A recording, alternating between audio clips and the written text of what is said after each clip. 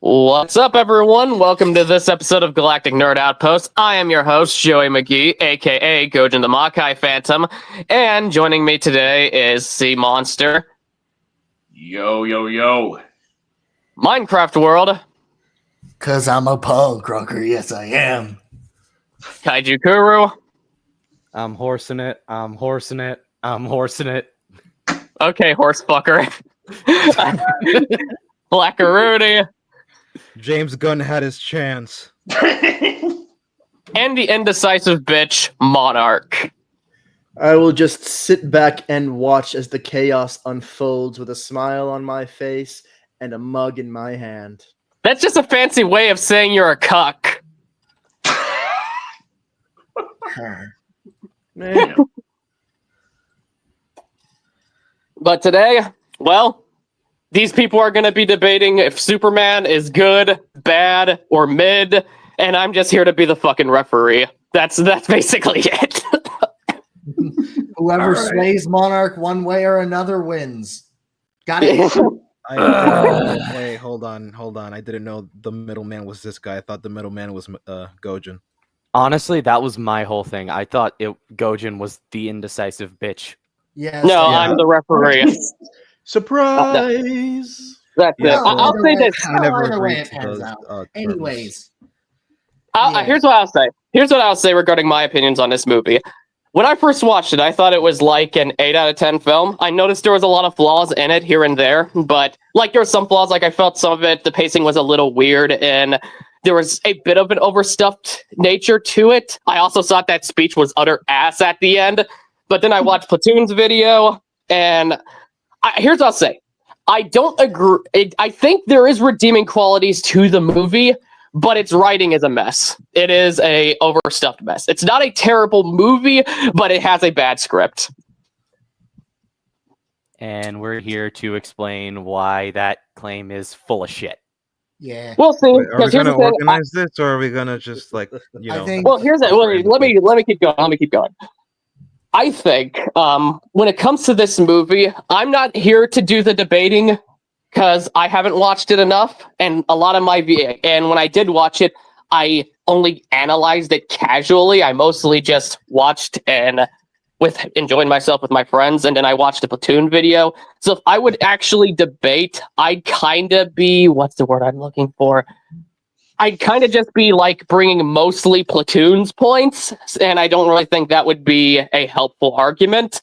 So that's so I'm not really going to be doing a debate. I'll say when I think one of you made a good point. I'll say when one of you made a bad point, and if I have any insight I could offer, I will do that. But when it comes to organizing this, yeah, I never hosted one of these before. Besides with that one with that one dude. So I'll let you guys decide. Fuck it. I'll let Monarch do it since he's the indecisive bit. Can I ask? We, Because you said earlier that you were gonna decide who made a good point, who made a bad point. That kind of defeats the point of neutrality. Because if you don't have a neutral position on then you're gonna sway one side or the other. So it's gonna be. Well, what I mean by that is like, okay. So question from your perspective. Out of hand, he's gonna step in. Yes. Like if we start arguing and things like that. Okay. Yeah. Or going too far off topic. Yeah. Like here's the thing. What I mean by that is, yeah, I will step in, but also when it comes to if you guys would say something like, if someone makes a point, I will ask them to like substantiate it if I don't think they're doing it right. Oh, okay. So like a filter for fallacies. Is that what it is? Yeah, kind of a bunch of amongst other things. So yeah. I'd say I am largely neutral here since I did not analyze this film to death. I only watched it once, and I watched a Platoon video. All right. Cool.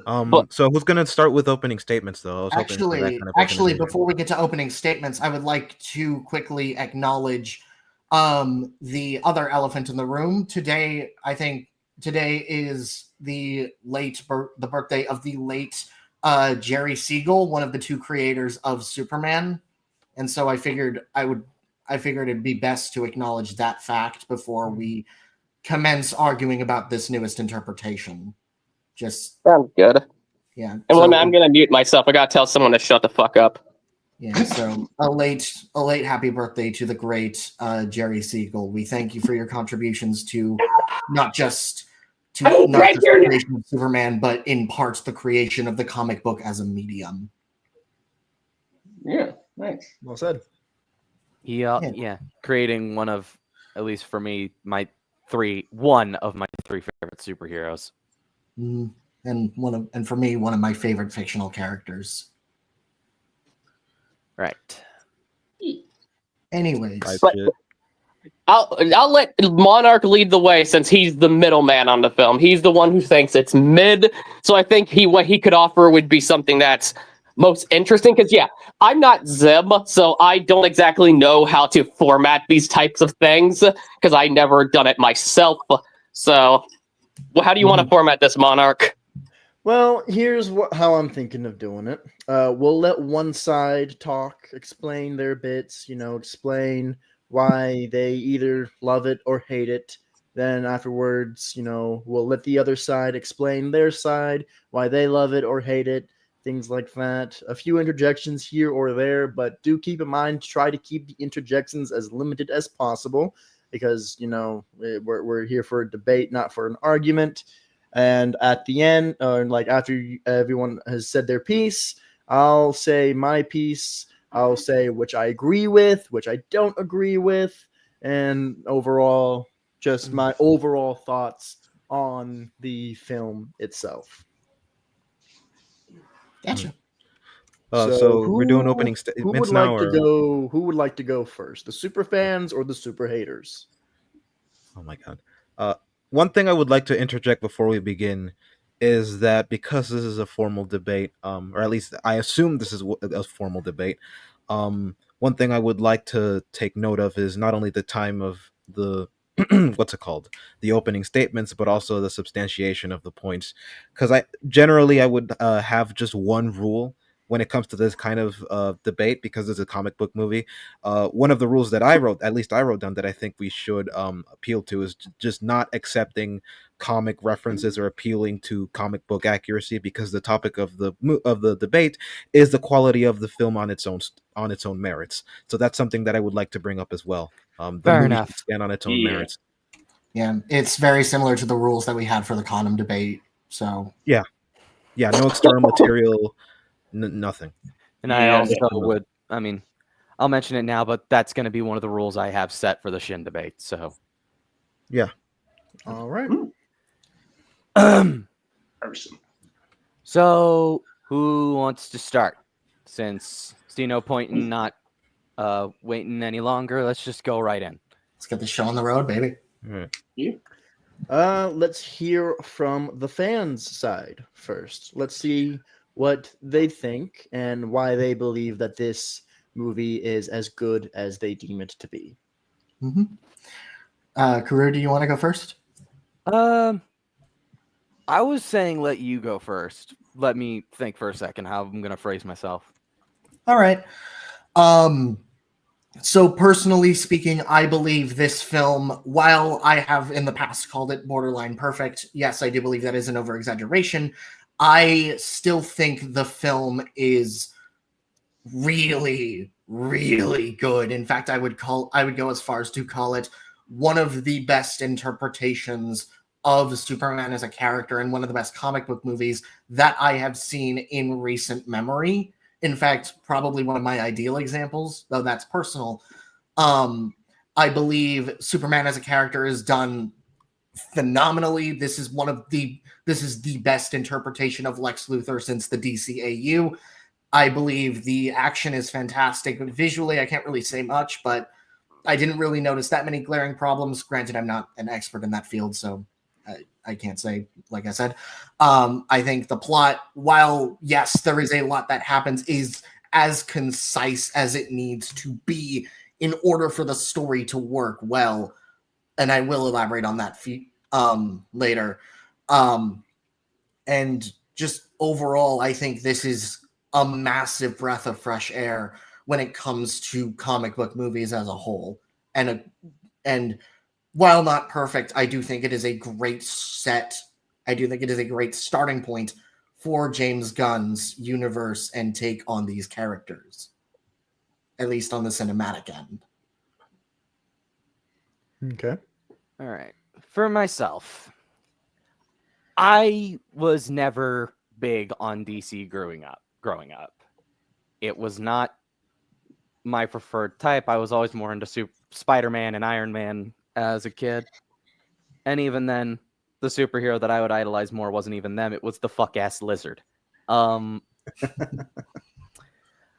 So I was going into this film not as a established, not as in like a hard fan of DC. I had seen the Batman 2022 and had really liked it. It is also one of my favorite movies. And watching this, I got a similar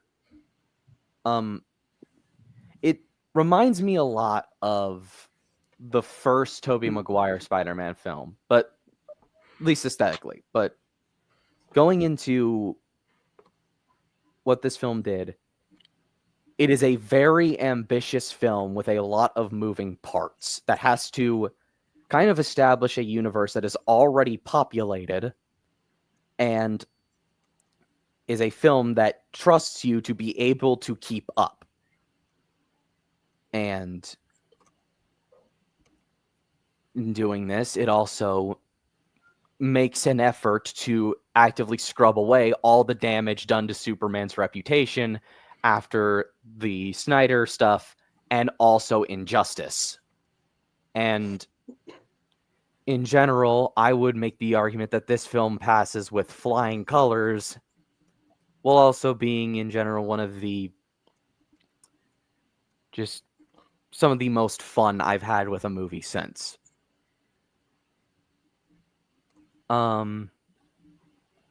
I suppose that's all from me. Okay.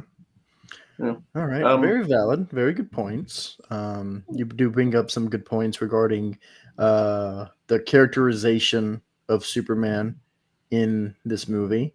That is, I'll go ahead and say that is actually one of the things that I will agree on, is that character-wise, it feels more in line with the Superman that I grew up, at least, which is the animated Superman from the animated shows from way back when.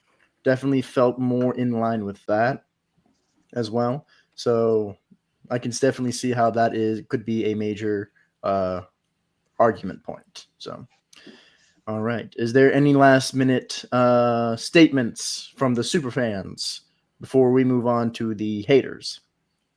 Supergirl's hot. Yeah, no, it good. Also, soundtrack is fantastic.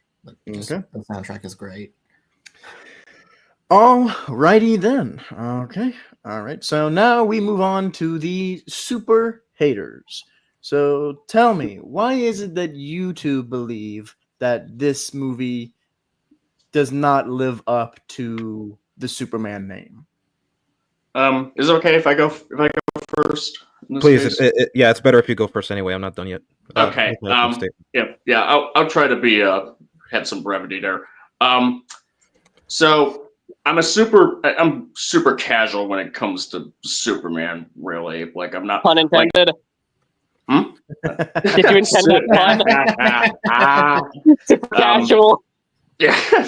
So yeah, I pretty much didn't really go into this movie with a whole lot of stock in it being like a super faithful like adaptation of the comics or anything like that. I was just hoping for it to be at least like at least a mildly good movie or even just okay film. Going in because James Gunn, he did Guardians of the Galaxy and he did the Suicide Squad. So even the films like Guardians 3, which EFAP I've kind of like trashed, like I would still say is one of the better MCU movies of recent years, warts and all. Mm-hmm. So I pretty much went into this film hoping that it would at least like justify its own existence as well as just be a good like at least a solid film overall. Even if I'm not super excited about like superhero movies these days, quite frankly. I will say for in response to people who say that this is like the worst thing to happen to DC in recent years or anything like that, it's as if as long as the Flash and Joker folie à deux exist, I think this movie is totally in the clear because it's not even the worst DC thing to come out in the past couple of years. But unfortunately, it is a immensely disappointing film. Ultimately, because I could tell that there was definitely some efforts going on to try to make it look as faithful to comics like frankly as possible, and the actors like selling them, what have you, like David Corn Sweat, Nicholas Hoult as Lex Luthor, especially Nicholas Hoult as Lex Luthor, is like the biggest waste of them all because he's excellent in the role. It's just that unfortunately the writing is what ultimately lets this movie down. While I can kind of understand that the film is trying to be concise and try to get people caught up in this universe, the problem though is that it's so thin in terms, for the sake of trying to be concise, in terms of like meat on the bones of like world building and character writing and so on, that it's almost anorexic. And the film just goes at like 1,000 miles per hour, just throwing in so much stuff that hardly ever is given room to breathe, essentially. Like even some of the some parts like we'll go into it in a bit, but the story about Superman trying to reconcile with his like Kryptonian heritage and what have you, it's barely even a factor in this film in the grand scheme of things. It's pretty much just a mess of a script. Nearly from top to finish, and I struggle to really even see like how they could possibly like sort of make like a coherent cinematic universe going forward, because they couldn't even make this film like that worthwhile of a self-contained story. So, and yeah, that's that's pretty much where I stand on that on this film. Pretty bad. Okay. All right. Well said. All right. Blackarooni, what do you have to say? All right. I thought this was gonna be timed, but because it's not timed, then it's given me a little bit more time to prepare. So I would like to preface my standards for storytelling before beginning. I know that for some, my standards can be seen as pretty high, but my standards mostly adhere to logic and consistency, both in world building, writing, and character writing, and themes, all of it. So when it comes to this movie, I think it's important to note what those standards are because that's how I'm going to approach the critique of this movie. So when the trailer came out for this movie, it came out during the beginning of the lowest point of my life, and I was really hopeful for it. But when I watched it, when I finally watched the movie, I loved it. I mean, I got a copy of an issue of not Ultraman, Superman, All-Star Superman when I got out of the theater, and I really, really did love this movie. But the more I looked at it critically, I just realized how many flaws there were and the sheer magnitude of it and how much it breaks the character writing, the world building, and the themes. And my brother caught it at first. Like he had this gut instinct that, yeah, no, this movie doesn't look like it's going to be good. And I was initially in disagreement. But when I started looking at the movie more critically, I realized, oh, my brother was right the whole time. And that kind of shocked me. It shocked me to find out because his standards are significantly lower than mine. He just cares about the visuals. He doesn't care about the writing or anything. He just cares if the movie looks good. So it kind of shocked me to find out that he picked up on the subtle nuances of the writing and just how incoherent it was. And it made me reassess my standards and my ability to discern between a good and a bad movie. Now, granted, I still love the movie because it tries to be sincere, but the flaws are so catastrophic it obliterates everything about the DCU before it can even begin. I honestly feel betrayed by the movie because of just how downright incoherent it is at times. And more than hate, this movie really does just make me sad because a lot of the themes, well, not a lot of them, but one of the main themes reads like a Hallmark feel good movie, right? Like a duck Dawn commercial, which honestly feels like a bastardization of what Superman is supposed to be, like an infantile recreation or a juvenile just attempt to create a superhero that's supposed to be good, like all good, right? And it was very, it was very eye-opening, this movie, and it still makes me sad, even though I still love it. But yeah, I do not think this movie is good at all.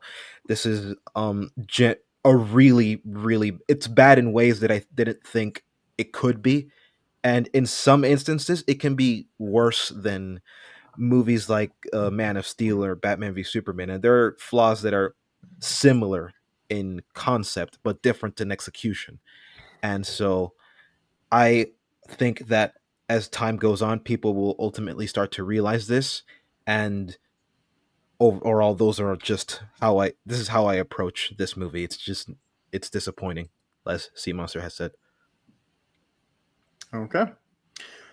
Alrighty then. So, first off, thank you to both sides for being concise and explaining pretty well your valid point, your points on your standings. Is there any last minute things that the super haters would like to say before we move on? Supergirl's hot. Okay, well, at least there's something that both of you can agree on. Hey, what can I say? Nobody actually, mind control worked on me. Okay, that's just how it works. I'm kind of more partial towards Isabella Mashad, actually, but still, I can see Supergirl hot. Yeah, I don't disagree with that. So here's what we're gonna do. Rather than just go into my bits, what we're gonna do is I'm going to give both sides a chance to kind of provide counter arguments. So first up, like before, we're gonna let the super fans talk, and we're gonna let you guys have a chance to kind of provide counter arguments to essentially what you don't agree with from the super haters. And then after you're done with your counter arguments, the super haters will go with their counter arguments, and then we'll move on. Really quick. Go ahead. Before we go any further, I want to do something really quick, just to give myself some framing. Okay. I would like because I'm mainly going into this with the effort to rebuke every single point that I've heard in the past 10 minutes, because I think they're all nonsense. So I'd like for both Sea Monster and Rooney to give me your points in a bullet point style, so I can list those down for myself for later. So whenever we're eventually an hour and a half in, I have a point of reference so my brain doesn't get jumbled. Yeah. I should have done this while y'all were reiterating, while y'all were first saying your points, but I just wanted to do that. Yeah, that's fine. I was gonna ask if any of you wanted to have the movie pulled up so we can go through it scene by scene, if that's possible, or if we just want to go through disparate segments of the movie.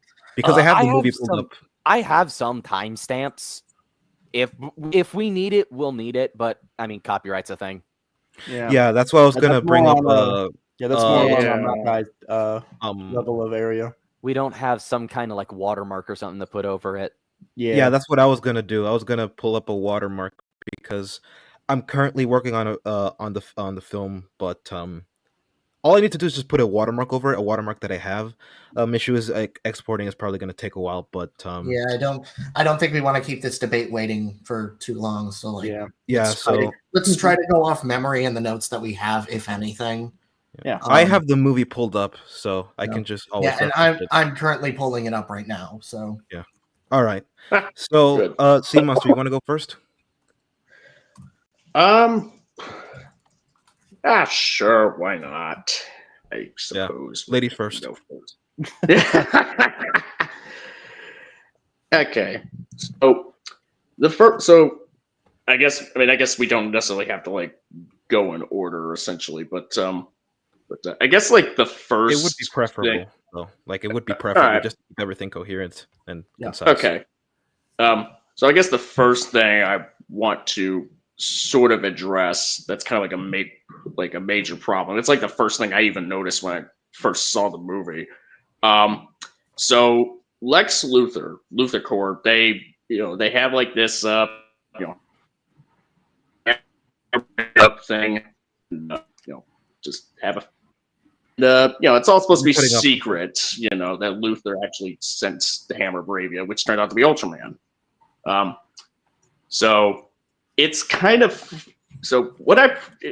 it's really strange that he would just set up like a base of operations, which also includes the portal to his pocket universe on a beach that's like I believe they said like 10 miles from the city, which anybody, even let alone Superman, could easily just stumble into by accident and just sort of notice, be like, "Yo, what's going on over here?" And like, Uh-oh. He's gone. Oh, damn. Oops. All right. The monkeys. if he returns- The monkeys took him away. Yeah. So racist. whenever he comes back, I'll let him talk. But for the time being, I'm gonna take over for him. So I think the core of what he was getting at is he was arguing for the world building. So in regards to Lex and what he can do, because it's also part of the world building and details his abilities and how and what stake he has in this world. So for starters, in the first few minutes of the movie, we get the knowledge that Lex has a pocket universe, a T-9000 equivalent, and a clone of Superman at the very beginning. Now, I'll talk about the mechanics of Okay. Ultraman later because it's a separate issue. He's But back. he's back. All right, you continue. Yeah, I don't know what I don't know what just happened there. The formatting Yeah, here I was trying to honestly tell looks you. better. I was trying to tell you that you were cutting up a bit, but you kept talking. So I don't know if you could hear me or not. Yeah, where did I cut off actually? You cut off at the part where you said that the base of operations for Luthor Corp was 10 miles away from the city, which anyone can access. Okay. Yeah, and it's like all out in the open too. So anybody could just spot it, especially Superman. So and the fact that it's very like it could easily be suggested that this place has been there for quite some time. So the fact that it was never noticed at all at any point in this film is really strange, and it just really complicates like how effective Lex Luthor's planning really is in this film. I'm gonna push back a little bit, and I don't mean to push back on my own teammate, but I think there are more pressing issues to consider. Mainly just the fact that Lex has a pocket universe, a T-9000 equivalent, and a Superman clone at the very beginning of the movie. I was going to clone- get to those. Yeah, the Superman clone, by the way, beat Superman at 100% of his power, which is what Gary or 4 tells Superman when he gets healed to 80 something percent. I think it was 84, 83, something 83. like that. Yeah. So at full capacity, the Hammer of Bravia / Ultraman beats Superman, and he beats him again. And really, the only way Superman was able to beat Ultraman in the first place is by throwing him into a black hole, which is a whole separate thing. But just the fact that Lex Luthor already has the ability to have these many deterrents this early on in the movie, have that many deterrents against Superman, already calls into question how the power scaling is balanced. And this is without even mentioning that later in the movie he has a metahuman, Metamorpho, that can metamorphose into kryptonite that can be used to kill Superman. Now the argument would then be, okay, well, but Lex can't kill Superman immediately because they still need to extract information from him. Well, that's true. Like, he needs to be questioned, right? But if you remember from, let me see, if you remember from the, was it the 14, 15, around the 15-minute mark where Lex is at the Pentagon, it's like it's like Lex is trying to find a reason to incarcerate him, a reason to what's it called, interrogate him or have him be placed in custody. But later it's revealed in the climax of the movie, like nearing the climax of the movie, that Lex did everything from the conspiracy with the Baravia to pretty much everything else. He wanted to kill Superman. So really, if they wanted information, there were many outlets to get it from. Number one, there's the Justice Gang, which apparently it's established that the Justice Gang know Clark Kent's secret identity. Number two, there's Lois Lane, which can be interrogated. There's also number three, uh, the Fortress of Solitude, which they know where it is and they were able to break into it, so they have access to that as well. So any information from Clark Kent's secret identity to any information regarding the Kryptonians or anything that could be there is within Lex Luthor's grasp, and by extension, the government. Should he give that information away to the government? So there is quite literally nothing stopping Lex Luthor from killing Yeah. Superman. Yeah, So- it's like, why even have like this really elaborate plan when you have like so many avenues to just kill Superman if your goal is at the end of the day to kill Superman. Mind you, given all his resources, as well as the fact that he was able to apprehend Crypto, if Supergirl even becomes a problem, then Ultraman really, Ultraman or Metamorpho, either one. So if he was able to, take down Superman and Crypto, and apprehend them, then Supergirl should be no different as well. But we can talk about that later. All right. So to go by really quick to make sure I've gotten all your points there, because that was a lot. Yep. You're saying that Lex Luthor has a ton of resources to just kind of steamroll through the plot of this film. Is that what you're saying? Pretty much, yeah. He has way more power than he should, and none of it is used as effectively as he should have to achieve his goals. So it's basically just he's not acting how it's been established that it's established that he wants to kill Superman, but he has all the resources he could possibly have to do it 10 times over, and he doesn't.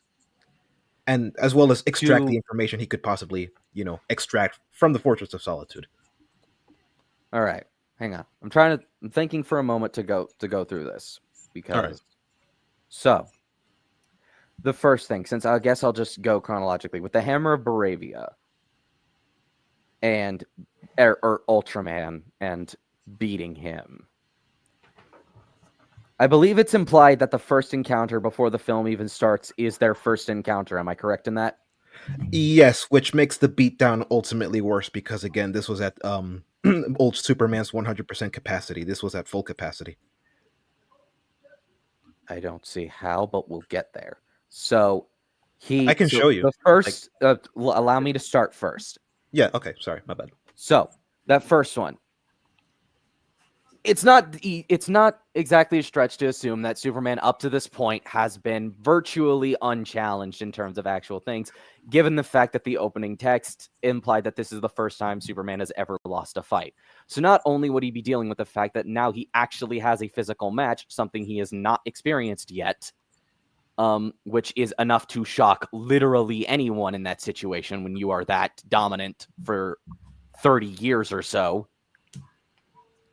The second match is done after he is significantly weakened. Let's say 83%. I don't know why that's the number. I think it was like 80. Was it 89%? I do. Yeah, whatever. It was 80 something. It was in the 80s. For some reason, my head is saying 83. So whatever. I do remember. Like he wasn't at 100% power at the That second round. lineup is also fair to assume because he just went straight from it back in immediately. For the final matchup, he has now fought this character multiple times and has had several days to recuperate and maybe even think through a plan. So I don't see how your argument saying that Ultraman would have been enough by himself to do it. As far as the engineer, you're saying, so as far as the there was so much there that it's like actually difficult to argue here because you said so much so quickly. And Yeah, if you want to say it, I Kind didn't of really blindsided mention. us. Yeah, like I didn't mention the engineer too much because I think the engineer could theoretically be disposed of. The engineer isn't It, that difficult of an opponent. So let's move on to yes, that and go yes, I into didn't. the That's let's why I go didn't into the mention pocket her. Yeah. universe stuff, because when you're saying that this like is really easy for this makes it you're saying that this would trivialize Superman for Lex Luthor. How and why? Well, for starters, I'm gonna go in order as well as you did because you mentioned Ultraman.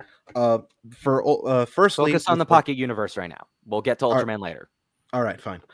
So the pocket universe. Number one, there is no sun in the pocket universe. There's only a black hole. So, and number two, he has Metamorpho, which can turn into kryptonite. Now, yes, he's turning into kryptonite against his will, but he can still turn into kryptonite. So if you keep him in that subdued state, um, and then keep Superman weakened, at any point, at any given point, should Lex choose, he can just up and kill him because even if you remove the kryptonite, there's still no sun there. So That's already established in the film. So how is that a problem? Because it's literally already a thing of he wants him to stop with the kryptonite, and then later he's like, I'm not back to full capacity because there is no sun here. So Metamorpho makes the sun, and so yeah, but my point is Lex that if left Lex because wanted I to think what kill his him, point. I think what his point is that why does Lex not use Metamorpho in order to kill Superman rather than the Hammer of Baravia? My question to that is, do we know how long Lex has had the pocket dimension, let alone access to Metamorpho? no, but that wouldn't really matter in this case because we're talking about the events of the movie as they happen currently. Yes, again, it's true that Lex needs to extract information from Superman, but again, he has multiple sources to draw from. I mean, we see how let's easily. go to that multiple sources thing next, because you're saying Yes. the Fortress of Solitude.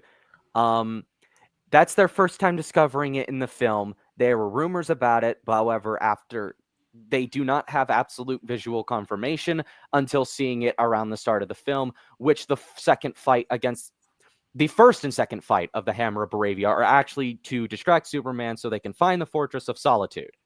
Wait, what? And Yeah. Oh no, not the. Oh yeah, no. I was mixing. I was thinking about the Hall of Justice for a minute. Sorry. Yeah, no. At the beginning of the movie, it's discovered. Yeah, to Yeah. distract. But yeah, but at that point, they'd already found it. At the point at which they find the Fortress of Solitude, um, they have.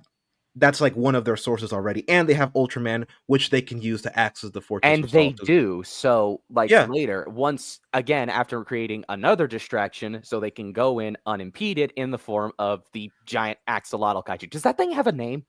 No, it doesn't have a name. No. Okay, was just We'll just asking. call I it couldn't kaiju. remember. You can call him Stitch because he kind of looks like Stitch. He And- does, honestly. Yeah, fair.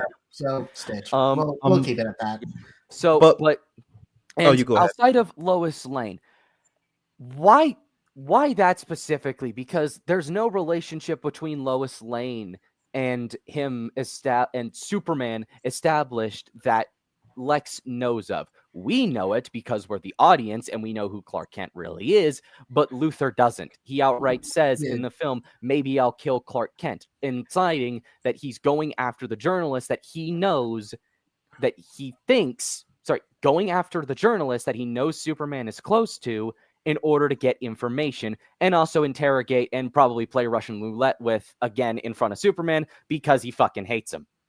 All right, Mhm. but that I was actually going to bring that up because that scene actually argues my point. Because if Lex were to actually go through with it and nothing else happened, then he could have figured out that either A, Clark Kent knows Lois, and by extension Superman, or B, finds out that Clark Kent is Superman. Because if you remember how easily he discovered and ID'd Ali Malik, the guy he killed, then if he were to go to the Daily Planet and go through, say, things like camera recordings, or goes to interrogate people, people like Jimmy Olsen, people like Perry White, people like Cat Grant, Lois Lane.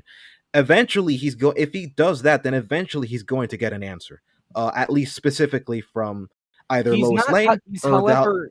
Sorry, the I'll Let him investigation. talk. Let him talk. Yeah. Let him talk.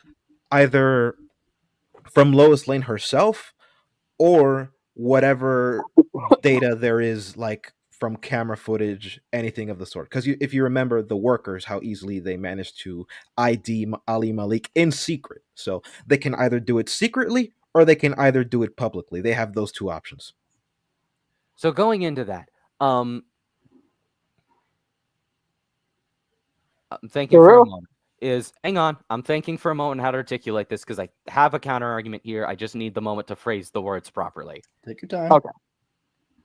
My counter argument to that is time. Lex Luthor.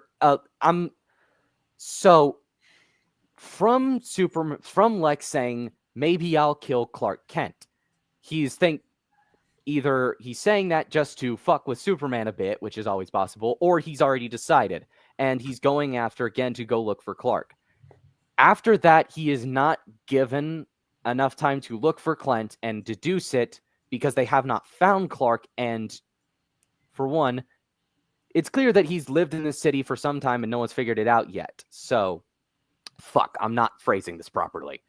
Yeah, So, I was gonna ask you because what you were saying, like what established the fact that he didn't have time to, because like the whole issue is that he doesn't.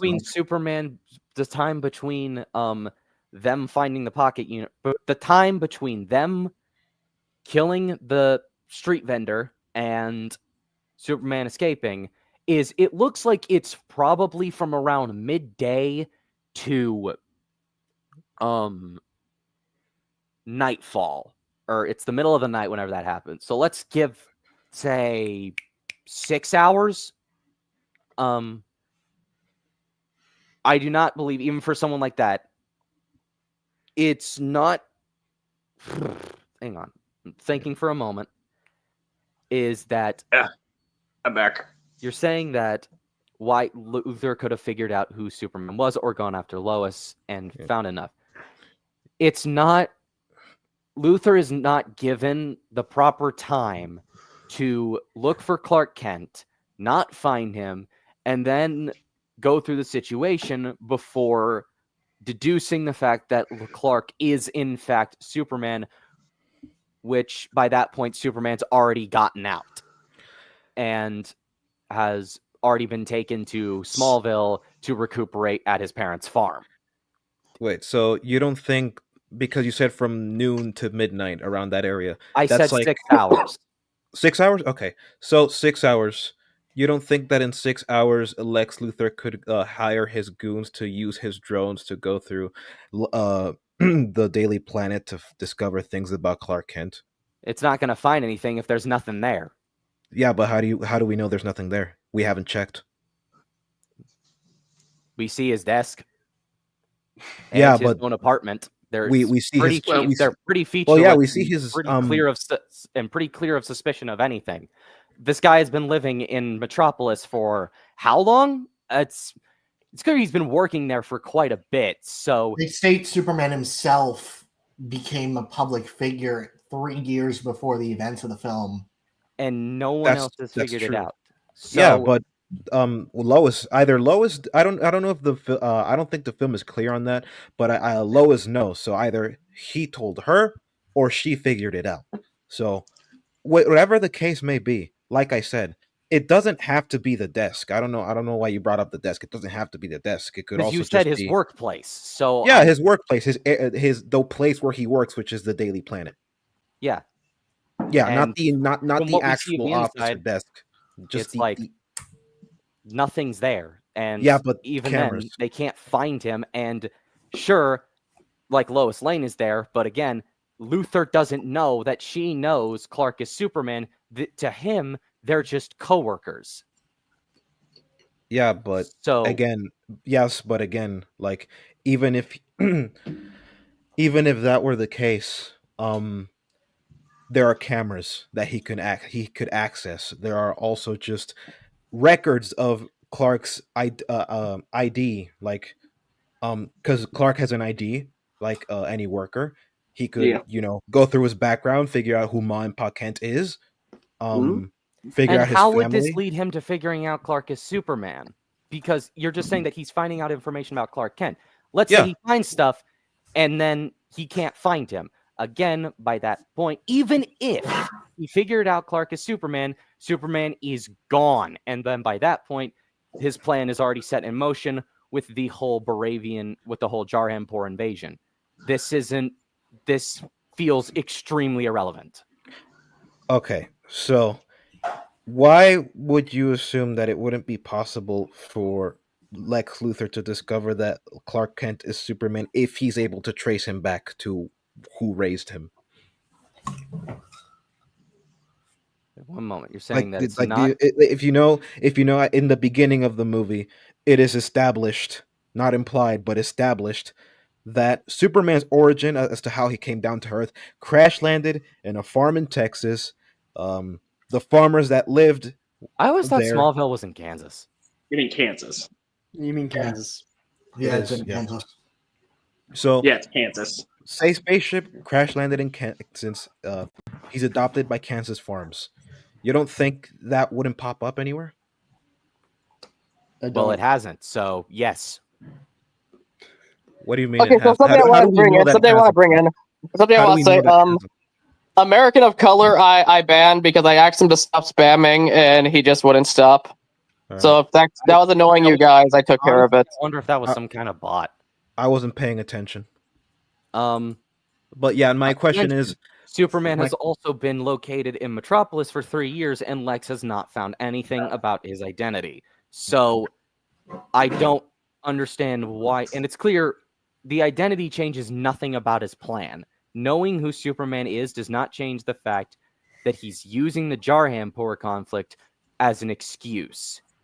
yes, but he doesn't need it. That's the thing. So then why are we arguing about this to begin with? I was getting to it. So if you you said that you didn't think I think it was you said that you didn't think that knowing his identity would really change anything, right? So you said that it hasn't nothing has come up from Superman, or at least Kal-El himself coming down to Earth and crash landing in the farm in Kansas. You said I that there was said nothing. that in the 3 years he's been in Metropolis, nothing has hinted at his identity as Superman. Odds are he probably revealed it to Lois Lane personally, or Lois Lane figured it out based off how that is in the comics, but that's not important. Yeah, So- my question is, how do we know that nothing has come up? The fact that there's no deductions at all done by anything, and Lois Lane is the only person in Metropolis who has it figured out. Yes, but Well- that's post hoc. That's post hoc. That doesn't really address It's not the actual. post hoc, it's in the film. Yeah, no, but that's precisely why it's post hoc, because you're essentially saying, "Oh, we don't see it. It's in the film that nobody is talking about it, nobody's mentioning, so that must be the case." You're working backwards. You're saying so, but that's based off the establishment that Luthor says maybe I'll kill Clark Kent. It's not a stretch there to assume that Clark's identity has been secret for the last 3 years. It has been secret to the public, yes, but here's the thing. Again, the whole the spaceship coming down from space to the Kansas farm. If Lex were to go through with killing Clark Kent, going after Clark Kent, if he went through with it, he could find something. Now, we don't know that because we don't actually see him do it. The problem itself is that he doesn't do it.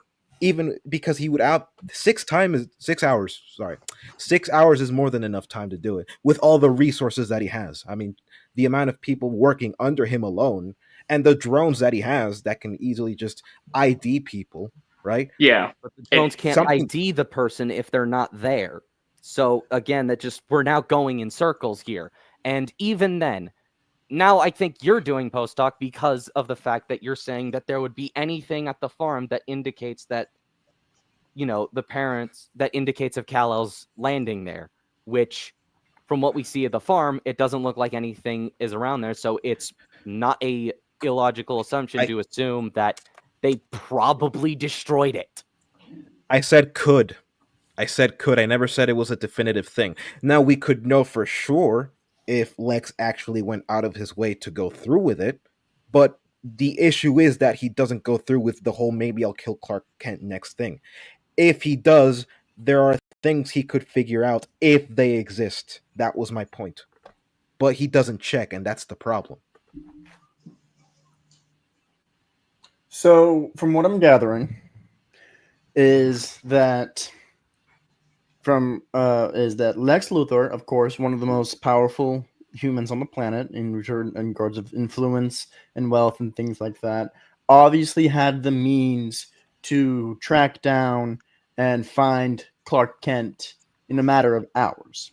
But of course, he wouldn't find Clark Kent because obviously Clark Kent at that point was in the pocket dimension. Yeah. So another thing to point out. So basically, Monarch what you're speak. saying is Okay. that the resources were not utilized properly. Yeah. Pretty much. Another thing I would like to bring up is the fact that the Justice Gang also knows Superman is Clark Kent. So there's something that could be done with that. I don't know what could be done, but something could have been done. Now, I'm not sure if you ever Now mentioned this. I'm sorry if I cut anyone off. No, go ahead. I'm not sure if you mentioned this, Black, about like the whole cameras thing. There was even like a point made by Eve where she said like, "Oh, I had to like meet you, Jimmy, at this like place because Lex could access all like the cameras for a whole bunch of cameras like really easily to track where I'm at." So I actually forgot about that. yeah, Oh, he's got access to like the city, like the CCTV apparently. yeah, he has access. Yeah, I'm looking through the scene right now. Yeah, that checks out. Yeah, Hey, that Black, one something I line. have to ask. Something I have to ask, Black. This is just for the sake of substantiation, if that's of substantiating the argument. If you can think of like one thing that they could have done, is it possible that you could like cite like one thing like on the top of your head? Like again, this is just for the sake of substantiating the argument, if you can. Going after what they think is Clark Kent, they could do that. Like go into the Daily Planet, investigating there. Like Sea Monster mentioned, they have access to cameras and that kind of stuff. They can go through those kinds of records. They have people to do that. In the pocket dimension, they have guards there. They have the Raptors. He could give the order if he needed to like kill Superman if he really wanted to. There's Ultraman himself. Also, mind you, if he can make a controllable copy of Ultraman, if he can make one controllable copy of Ultraman, his imperfection, which actually benefits Lex, because Lex had said that it was an imperfect copy, and because it was imperfect, he can control Ultraman. If he can make one, he can make more. Where am I going with this? Simple. If the government ever, gives him flack for killing Superman against their permission, Superman could contrive a way to pin it on Ultraman, because if you can remember from the Hammer of Baravia, at the very beginning of the movie, they can make him talk. So they can easily just make him say whatever they need him to say to make it seem as though it's Superman. They have that option as well to just frame Superman with the clone and just make another one if they need to. Especially with the dead body, if they kill Superman, they can just use the dead body and make more clones. Like if he could just use it with just one hair, if he can just use one hair, which he did say, that he did clone Superman by just using a hair. Like Superman has hair all over it, and if he's dead, like just imagine how many clones Lex could theoretically make. Okay, that makes sense. Yeah. Okay. Alrighty then. All right. So, are there any more counter arguments to be made from either side at this time? I'm currently thinking for a moment I'm still processing that. So, Minecraft, do you have anything? I realized that was mainly me and Brittany going back and forth. Yeah, no, you kind of already said everything that I would need to. As far as the making more clones, again, whether or not he wants to, it's obviously established. You're saying that he could have killed Superman in the prison, but again, he doesn't because he's wanting to get information. And also, as stated previously, pretty much torture the guy because he hates Superman is already well established. Let me finish. Yes, I'm agreeing. Yes. So I'm failing to see he could have killed him there. Oh, that's the problem. When he's already established, he's prolonging this because he's being sadistic. I already mentioned that if he wanted information from Superman, they already have the sources to do so. Like they could go and investigate at the Daily Planet. They can go to the Justice Gang. They could go to the Fortress of Solitude. Because at that point they already found it. Like I already mentioned this before. You're thinking they could just roll up to the Justice Gang like that? No, they can use their technology, which they have. I mean, could Mr. Terrific be a problem? Possibly. But if they can't use the Justice Gang, that Mr. Terrific probably has security systems and stuff. Probably, the math but we don't mathing there. Anyways, But my point ultimately is that even if Mr. Terrific could be a problem, which we don't actually know if he is because we never actually see them trying to access whatever database there is at the Justice Gang Hall of Justice, which is the problem. They don't try. They still have other options like the Daily Planet and the Fortress of Solitude, which at that point where Superman is imprisoned, they already found, and they can access it at any time.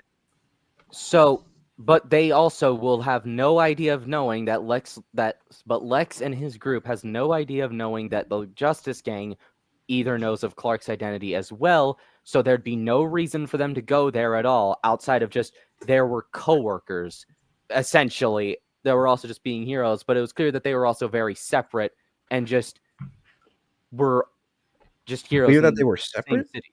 Allow me to. What do you guys think of this comment? Not all of the criticisms are because of the culture war. I'm just going to allow me to clarify regarding the Justice Gang. It was established in the film that the Justice Gang were sponsored by some other big name corporation. I can't remember the name of it. I remember it was So it was the guy from Wonder Woman 1984. I forget. It's not the same. Let me talk. Maxwell Lord. Sorry. Maxwell Lord, yes, that's the name. Sorry. Okay, yeah, all right, yeah. So they were sponsored or whatever. They essentially were like, a private superhero team that was well established. So of course, Lex isn't stupid enough to essentially try and interrogate a privately owned team from what could be considered, we don't know, but from what could be considered a equally powerful rival company. Because then that's just straight up a corporate war, and for all we know, it could be straight up illegal. Of course, Lex is obviously no stranger to doing anything illegal, obviously, but never publicly. So the Justice Gang, at best, would be a stretch because they're not as under heavy supervision as Superman is, because Superman is an independent. He is the unknown. The Justice Gang has already been established as working for the U.S. government or for the American people or whatever it is that they said, because it's been a while since I watched the film, but we do know for a fact that the Justice Gang is quote unquote owned by another company. So you don't just stroll up and start, interrogating a rival company's assets, because then, for one, again, that's illegal, and especially if it's public. And again, that could just straight up cause issues between Lex and Maxwell. And for all we know, they could very much well have a well-established relationship. You don't walk up into like a friend's house and kick their dog and say, "Oh, this is for the greater good," because then they're going to say, "No, fuck," and then who knows? So again, the Justice Gang, a bit of a stretch at best, considering their standing. I also would say, you haven't considered the possibility that any of them would lie. That any of them would either make up information, especially considering Mr. Terrific as a character is known for hacking and manipulating technology. So it's entirely possible that even if Lex did try to hack into their systems, Terrific would probably be able to counteract that. And again, as Monarch said, it's illegal. Lex knows it's illegal. And not to mention the fact that knowing that the fact that Mr. Jesus Terrific guy. is there and is very, very technologically apt. I think that would be the word. Given the fact that that's his whole gimmick, and also that he deduces that the message from Kal-El's parents is legitimate through one time viewing it through another screen. It does not. This man is really good at that stuff. So it's not. The Justice Gang is a stretch, and I would say is a dumb decision for Luther to go after at even best. So I never said interrogate them. Like I just want to mention something real quick to going one back person. hang on. I'm going to go quick. with Rooney's point of spying on them. Is given how it's established, it's not difficult to make the presumption or even just make the guess that the Justice Gang, the Hall of Justice, likely has security measures designed by Mr. Terrific himself that he could detect Luther's drones, considering the man is, again, very technologically sound. I have a question for you. Why are we relying on assumptions instead of what's actually in the film? Because I never said interrogation. I said, but the irony. Hold on. How many times have you said he could have? He could, but we don't know that he can because he didn't check. Well, that's the problem. He didn't check. Well, let me ask a question. Let me hold on, Sea Monster. Okay. The argument that I was making is that he doesn't try. If he doesn't try, we will never know if he can or cannot. When I say he could, I am saying that he has the ability to go through with that idea to discover if he can actually use that or not, if that is useful to him or not. We don't know that Mr. Terrific has access. No, we don't know that Mr. Terrific has security measures. Like we can assume that all we want, but do we know that for sure? So you'd rather it just be spelled out when this film has more important things to go through? This is literally the plan to kill Superman. I can't think of anything more important. The plan is already in motion. He has the plan committed to. Okay. I want to come in for a second. I have to ask, Kuru, is there anything that you think insinuates it, like something that's not spelled out, but something that's that's what's the word I'm looking for, that you took as them saying that, something that was different enough for Rooney to not take it that way? When you're saying that, what are you referring to? I'm what's the word I'm looking for? I'm basically saying that what's your basis for forming your interpretation on what was going on in the scene? You're being very vague here. I'm not able to see where I'm not Rooney's saying that you're going off assumptions. Because I might have zoned out a bit because I went to get something. Do you have I don't know how much more I can make that clear, to be honest. Essentially, are you referring to the prison scene? Yeah. What's your basis for taking it the way you did, Kuru? Because I do think Rooney does sometimes want things to be, no offense. I do think that Rooney does sometimes want things to be, spelled out without a shadow of doubt, with no room for subtlety and interpretation whatsoever. So I want to hear, what did you take? What made you believe that that's the direction they were going? This still didn't do me many favors in being able to properly explain it. So I'm just going to go through my translate. If I could translate it, basically during the prison scene, what Joey, are you asking what made you think that Lex was not going to go through with it, or? Yeah. Okay, so what in the scene after he says maybe we'll go find Clark Kent made you think that Lex wasn't going to go through with that, or anything of the sort? Well, for one, thank you, Minecraft. Thank you for translating my retardation. Yeah. Again, I'm going to go through the timeline of my train of thought from the from that line to Superman's escape. As we know, again, the idea of him going into the Hall of Justice is not a very smart decision for all the reasons stated previously. This is a privately owned superhero group made by a potentially, or I think is, a rival company, where a very technologically sound person is very much a central member, and even in spite of that, has security systems, and Luthor isn't dumb enough to make a risk like that. Even if this, not to mention the fact that Mr. Terrific likely made his own tweaks to the security system as made previously, which I make that assumption based off how technologically sound he is, and we see the drones that he's made around, and we see his drones in the film previously with the kaiju fight, and how effective they are, and even just tracing even the smallest bits. If one speck of dust was misplaced by those, whatever he used to hack into the systems, or even just drones or whatever he used, Mr. Terrific would trace that.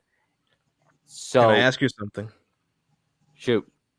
So this these security systems that Mr. Terrific has, where are they? The drones, as mentioned previously, the little balls, like The T-spheres? yes, Yeah. The T-spheres that are where? that's around him. Around him, not the. I'm talking about the security system of the Hall of Justice. That's what I was referring to. Like, where is that? All right, so I'll just go ahead and end this. I'll just go ahead and bring this to an end because I feel like we're now kind of going off. Yeah, we're kind of going in circles. Going in circles now. Agreed. So, to bring it to fine point to it, Lex Luthor had a massive amount of resources. Of course, obviously, did not utilize them as well as he could have. That in and of itself, Blackarooni, is an assumption. All right. And again, like, sometimes things aren't going to be spelled out for you, in anything that you watch, which I understand. If you like things to be written out for you in a nice manner, it just doesn't seem. And if it seems like that wasn't done for you in this film, then we can't do anything about that. All we can do, again, like assumptions are made. That's really with anything that you watch or read or whatever it could be and all that. But overall, yeah, so the main argument is that Lex Luthor had plenty of resources at his hand, especially when he had basically had a blank check from the US government to basically do whatever he needed. I believe we can make a safe bet that the reason due to the fact that Lex did not, let's say, for example, he did not start hunting down Clark Kent immediately, is the fact that he is arrogant. He had captured Superman. As far as he was concerned, he had already won. And the thing about a narcissist is that when they know they've won, when they believe full-heartedly that they won, why would they put forth any more effort into anything else? And of course, he also had another priority, which was getting that conflict between the two countries going so he could have his own country. Interrogating, killing Superman, it was his top priority, yes, but it wasn't his only top priority. He had a whole other thing going because at the end of the day, he is also a businessman, and there was business that needed doing. So again, what really sunk Lex Luthor was his arrogance and narcissism. The things that he could have done, he didn't, because as smart as he is, he's also pretty stupid. It's very human in these scenarios to also tunnel vision hard. Yeah, no. I think if we decide to get to crypto and how that was handled, because I have things to say about crypto. Might I, because I want to push back on that. First of all, what Gojin had said about me not wanting, wanting things spelled out to you is blatantly false. There's also, but I will talk, but that's a different conversation. Wait until Monarch gets, is Gojin here? Yeah, I'm here. I'm the host of the stream. Of course I'm here. Yeah. Well, you said you went to go get something earlier, so I'm just making sure. And also Monarch's dipped to go grab something. I think he's going to go get food. So just Yeah. trying to make sure we're present. So Rooney isn't talking into the air. Okay. He might be listening though. I'm assuming that he would be listening even if he's gone. So I will push back on what he just said and basically say that the reason why I argue the way I did in regards to the security measures is because the reasons provided were completely arbitrary. The reason why they're arbitrary is because they could be applied to literally everything. I mean, you can easily say, "Oh, this is implied. Oh, that is implied." Whenever whenever something is not clear, you can always say that about anything. That's why it's arbitrary, because there's nothing concrete that ties it down to reality. Because the reality is, Lex Luthor did not try these things, and Lex Luthor did not go out with the whole maybe I'll kill Clark Kent next bit. Now the whole issue of narcissism and arrogance. Again, you could say that about literally everything. You could say that about every character that's like evil. You could say that about, I don't know. So how does that then not like apply to Lex Luthor there in that scenario? It's not that it doesn't. It's that it's a cop-out. Because just because he's arrogant, you think he's not going to, take into consideration the fact that... Is that not the character that we have established of Lex Luthor to be up to this point, regardless of popular culture influence? That's not what I was saying. What I was saying, I'm going to try and make it as clear as possible because I don't think I'm communicating myself properly here. Okay. So, arrogance, right? Are we to assume that Lex Luthor got to this point making all the technology that he has, turning Angela into the engineer, creating a clone of Superman, building LexCorp, building a pocket universe, setting up the deal with Baravia and the president of Baravia, Vasil Gurkos, and himself, so that he can get Jarhanpur, selling weapons basically for free. Do you think that an arrogant person wouldn't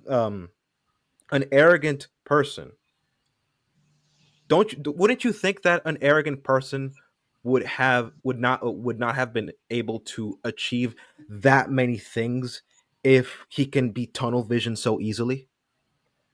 Well, first thing I want to say is because you said about your point on you could say anything's implied, that's implied, yada yada. You're not completely wrong there. Like some people could just pull it out of their ass, but I think it's okay to like point out if something's implied. If you can point out like a reason that's in the film that could be read that way, and that's one of the reasons why when I review stuff, I also look for the artist's word and stuff that can be confirmed behind the scenes, because that substantiates the interpretation and at times can confirm it, especially with stuff that is more implication wise. The only time I think it really becomes an issue is if there's no implication in the work at all, and someone just says, "Oh, it's implied," but they can't really explain why it's implied, or their explanation on why they believe it's implied doesn't hold up and can be refuted. But yes, you aren't entirely wrong there, but sometimes it does apply. Don't you think that directors can do the exact same thing, even if they can do the exact same thing other people do? Just post hoc rationalize the things that are clearly not in their own movie? Because they could. But here's my problem. Here's what I think they need to do. Like, you have to take, like, if what they're saying aligns with the work, like if they're saying connects well with what you're seeing on the screen, and of course there's other things around it that gives you a reason to believe them, then sure. Now, if their word is contradicted, then fine. Like, here's a problem where the director, I say, is talking shit. It's talking horse shit. The Flash. The director said the effects look the way they do because they wanted the world to look warped. However, here's the problem. They suck at easing out with individuals. Like, there's this one scene where the Flash and other heroes are running on the screen.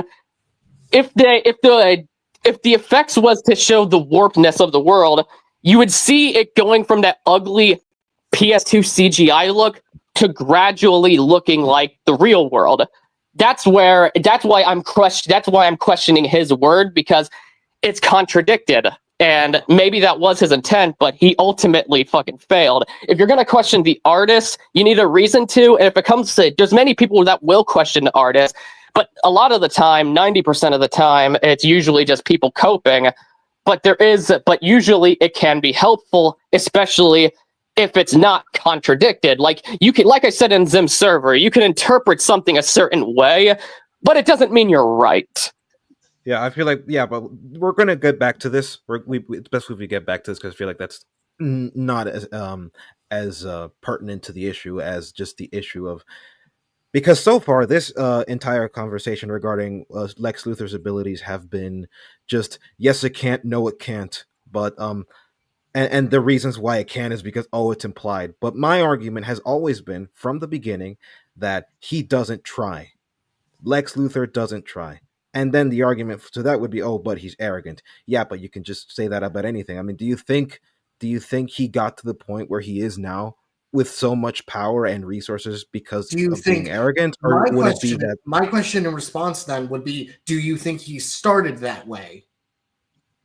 Well, here's I'm kind of in the middle with you guys on Lex Luthor because, Lex Luthor in the movie, I liked him because the actor does an amazing job in the flick. The actor carries that role, especially when he says something like when he says that he's somehow even dumber than you. That made me laugh because there was a lot of resentment in that statement.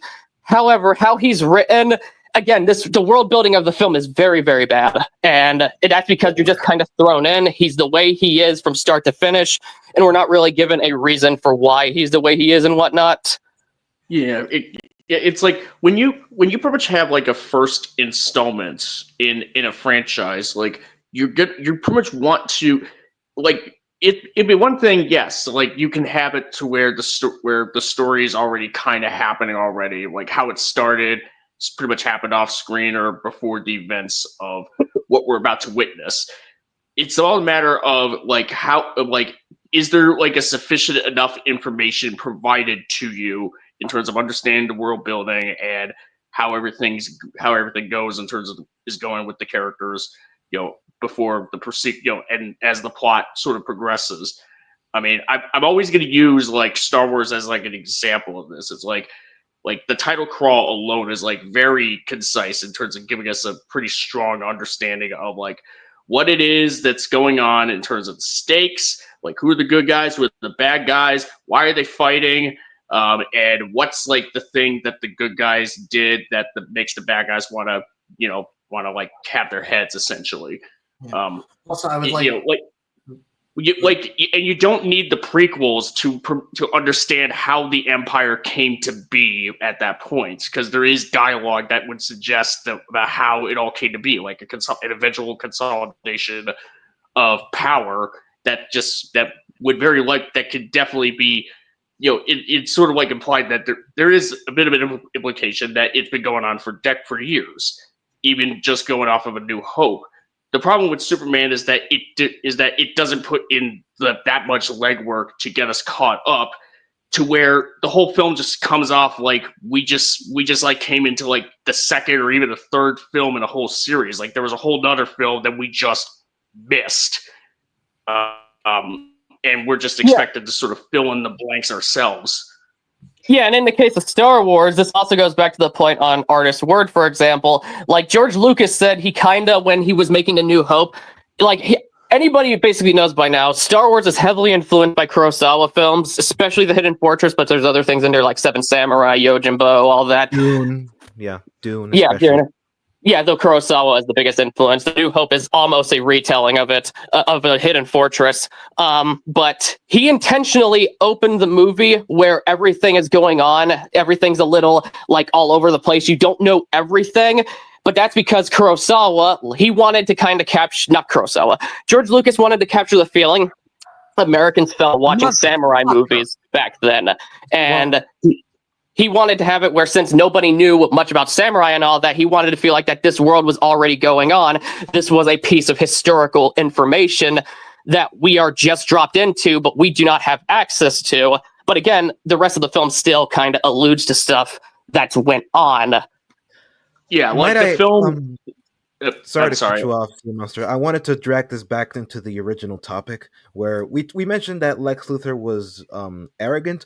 I would call him spiteful over arrogant, because if we notice how he talks about, well, no, not about, how he talks to Angela.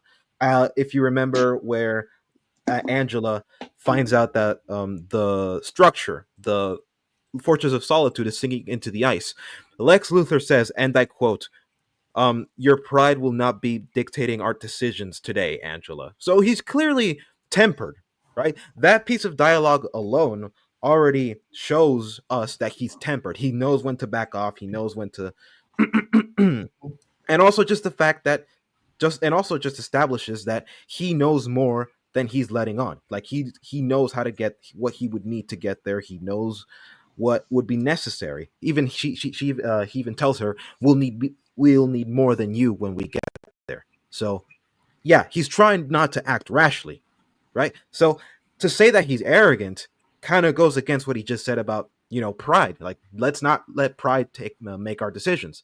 I mean, clearly envy and spite is driving his decisions. I mean, yeah, okay. Arrogance is a different thing. I agree. Yes, that would be a thing. That would be the case. However, who's not to say that arrogance came up following his capture of Superman? Also, well, what in the film exactly, precisely? His crash out. I almost said crash out. No, his reaction to them escaping. That is clear cut, and arrogance being completely destroyed in that second. If he was as tempered as he was, he would not be as angry. Don't you think that anger could be due to the fact that he's still alive? He has an opportunity to defeat him now. That that Superman has an opportunity to defeat him now. That he could find a way to no longer be captured, or could it be? Would that still not? How would that still not be arrogance? Because anger and arrogance.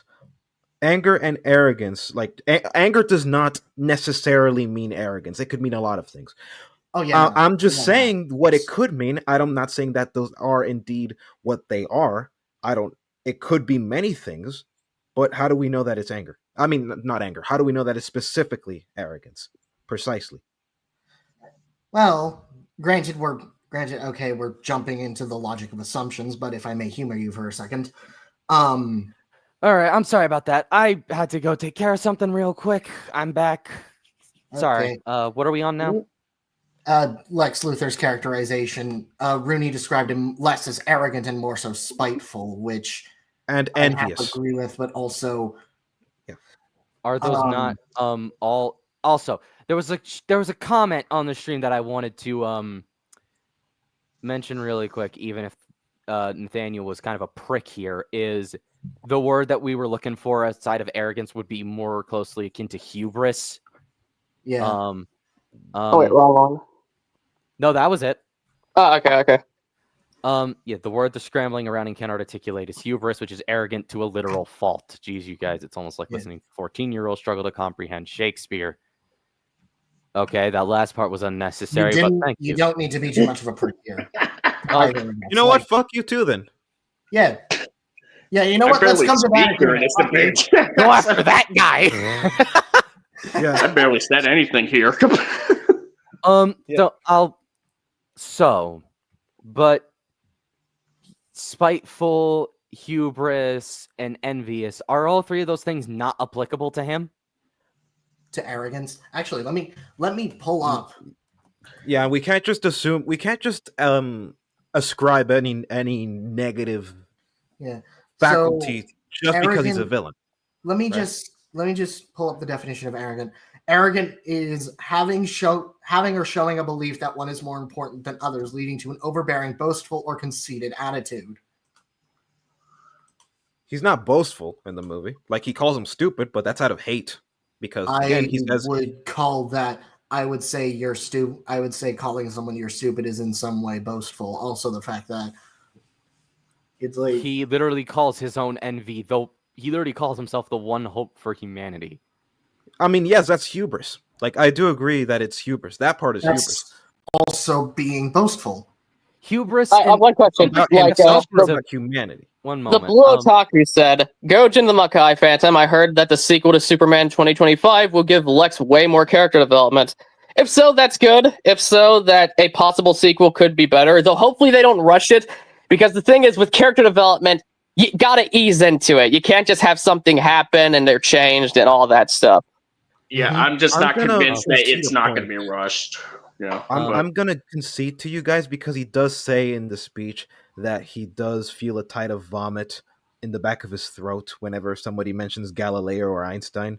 Mhm. He does say that, but he also does concede that they did something and they revealed how weak humanity really is. I mean, it's hubris, but it's also impotence at Superman, at the existence of Superman. I mean, metahumans. It is said by him when he arrives at the Fortress of Solitude that he hates metahumans, but Superman is so much worse. Now, Mhm. why would that be the case? Could it be that maybe, just maybe, the fact that people have powers, either from birth or from an accident, that makes them no longer have to struggle a day in his life, a day in their life? Could it be that? Maybe. We don't know. It could be inferred that way, sure. But like, again, would you call yourself arrogant because you saw someone like Superman as a threat, for example? Would you call that arrogance or hubris? Because of just how I haven't powerful he is. back, I mean, by the just way. think about how powerful he is. Well, we're taking a lot of other stuff out of context there, specifically when it comes to him. And also, it's established that other people in the government as well are skeptical. So I'm not. Where are you going with this? No, I'm asking you a question. I mean, even the government is a bit skeptical about Superman. So, like, That sometimes alone some of is them. not So, what. Okay, I will say fair. That is a fair question. It is not.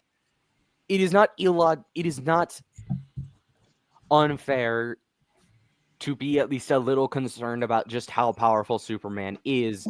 It, however, is everything else in regards to Luthor that is the actual problem. I And agree. There are I other just superhero stories that go more into this Civil Yes. War, which I have so many problems with. Are we? I Are we mean, I still talking agree. about this whole thing? Yeah, we're talking about Lex Luthor's yeah. characterization, and on that point, I do agree that all the other things, all the other qualities about Lex Luthor are what bring him down. They're what make him a worse person. I do agree with that. That is true.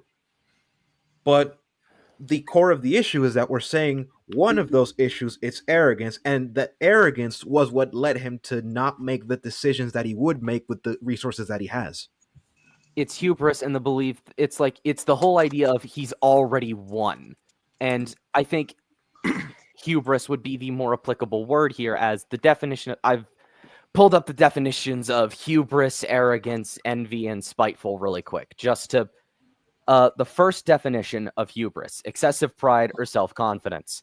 Self-confidence would apply here because, with how much he hates Superman, and adding on to the spiteful part, he believes himself to have already won after 3 years of conflict, and now can take his sweet time in messing with Superman now that he has him right where he wants him. The envy, as we've already gone into that, and spiteful is the definition of that one is showing or caused by malice, showing malice in executing the what's his name again? The guy, The who I'm vendor? talking about in the prison. The vendor. Yeah, the vendor. Like Mali. that's already showed. Mali. Mali or Bali? Yeah. R.I.P. the real Mali. MVP of that Mali. movie. Ali Malik. Malik. Yeah, that's his full name. All right. The guy got So the guy got an article in the Daily Planet at the end of the film, by the way. Which But Yeah, I also, I know. would also like to add that arrogance is like exaggerated sense of one's own importance or abilities. I do get what you're saying, but I don't think it is an unfair quality to add to him, considering he was going to name a country after himself. Yes, Now- no, but I agree with that. But my point is the belief that he's already won. Where are you getting that from? He has Well, Superman in the prison with the guy who has a Can I- handful of kryptonite there. need- Okay. And that's my reason. Can I add something real quick? I mean, Go ahead. nope. I mean, I don't want to. I don't want to like I don't want anyone to like take offense here, but the whole like defense about Luthor just being being arrogant, it kind of, which is why he doesn't do some of these things that we would kind of expect him to do if he's supposed to be like this brilliant CEO, scientist, supervillain, blah blah blah. It it doesn't sound too dissimilar to like a defense that was made about like why General Hux in The Last Jedi didn't just have the Dreadnought blow up the Radis like right from the get-go. I'm gonna be honest. I haven't seen The Last Jedi since I Good. saw it in theaters with my mom. So Like I'm Good. just asking That was because not even I'm kind trying of to figure out rewatch. what the difference. I'm trying to understand what the difference between that and that's not this something regarding any of Lex us can Luthor. really debate with because I don't think anyone here has seen The Last Jedi recently enough to Yeah. discuss that. I I am haven't not seen it. willing I know for to a fact watch I it. haven't seen it. Yeah, I know for a fact that I haven't seen it. I don't want to watch You it, don't want to. but I do know exactly what he's talking about, and I actually wanted to bring it up. I just didn't remember that his name was Admiral Hux. But General that does Hux, kind of but General Hux. I actually was good. Yeah, I was gonna bring it up because it did sound similar. However, I don't know what his plan even was. Wait, was General Hux was that the purple haired lady? No, General was Hux the is- was the Kylo Ren hater. No, General Oh. Hux is the Hux is the redhead guy who is like either under or at equal ranking as Kylo Ren in the First Order. But it was like often He's like the Tarkin sort of placeholder in. Yeah. All right. But I just wanted to. What? Yeah. So that's basically what I wanted to bring up. I just didn't know how to bring it up, but thank you for bringing it up because again, yeah, I was trying to saying like that, he find an failed- entryway for that, but Yeah. but yeah, It's just that But, my overall point is that saying that he failed because he's arrogant is a major cop out because it relies exclusively, almost entirely, on just that basic premise, right? Now, believing that he's already won, that part, in theory, I think could explicate why he fails. However, the one scene we get of him after Superman is imprisoned and after the event with Ali Mali, the only scene we get with Lex Luthor is already after he's escaped. It's already after he's escaped. In the interrogation, it is exclusively an interrogation, right? Using Russian roulette. Like, who raised you as a child? Where are you from? And just having Gurkos observe. I would say that more of Gurkos than I would of Lex Luthor. Like, he's like explicitly like laughing about it, but Lex is more tempered. So that's where I get my point from. So allow me to share my thoughts on this. So there is such a thing as tempered arrogance. Now, the one thing that anyone can agree about Lex Luthor is in all of his interpretations, from as early as the comics to now in the latest of the movies, is that Lex Luthor is he's always prideful. He's always smarter than everyone else. He always believes that he is always in the right. Again, like someone said, I can't remember who earlier on. Tunnel vision is a bitch. He sees. That was me. Yeah, like you said, tunnel vision is a bitch, and in this case, he was very much tunnel visioning. Mm-hmm. Lex Luthor was, and again, like it was very obvious that he had believed he had won because of his demeanor, because of the way that he was carrying himself. Because look at the facts. All right, this is factual. If you want to look about like instances, he broke into the Fortress of Solitude. He got that information regarding why Clark was sent to Earth. He got that message out across the world. He effectively turned the entire world on Superman. This is exactly what happened in the film. He turned the entire world against Superman. And you can see in like his interview and leading up to the prison and all that, he's carrying himself with a sense of pride and accomplishment. You can see it in his face. You can see it in his posture. He believes he has won because at that point he did win. He managed to turn Superman into an enemy of the world. So of course, that's textbook narcissism. When you believe for a fact that you have won, you're not going to put forth any effort into establishing. You're not going to put forth any excess effort into that victory. And like you said, we see him later on. The only other time we see him.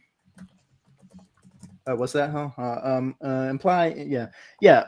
So, sorry, I got distracted by a comment, but yeah. So, textbook narcissism. Not so much as arrogance. Arrogance obviously plays a role into the character of Lex Luthor, because if you were one of the richest, most influential, wealthy, powerful men of the entire world, you would also be a bit arrogant. That's just a fact. All right, when it comes to that, obviously. I mean, it's like we have real world examples of this. Yes, we do. We do have real world examples. I can name several rich politicians right now.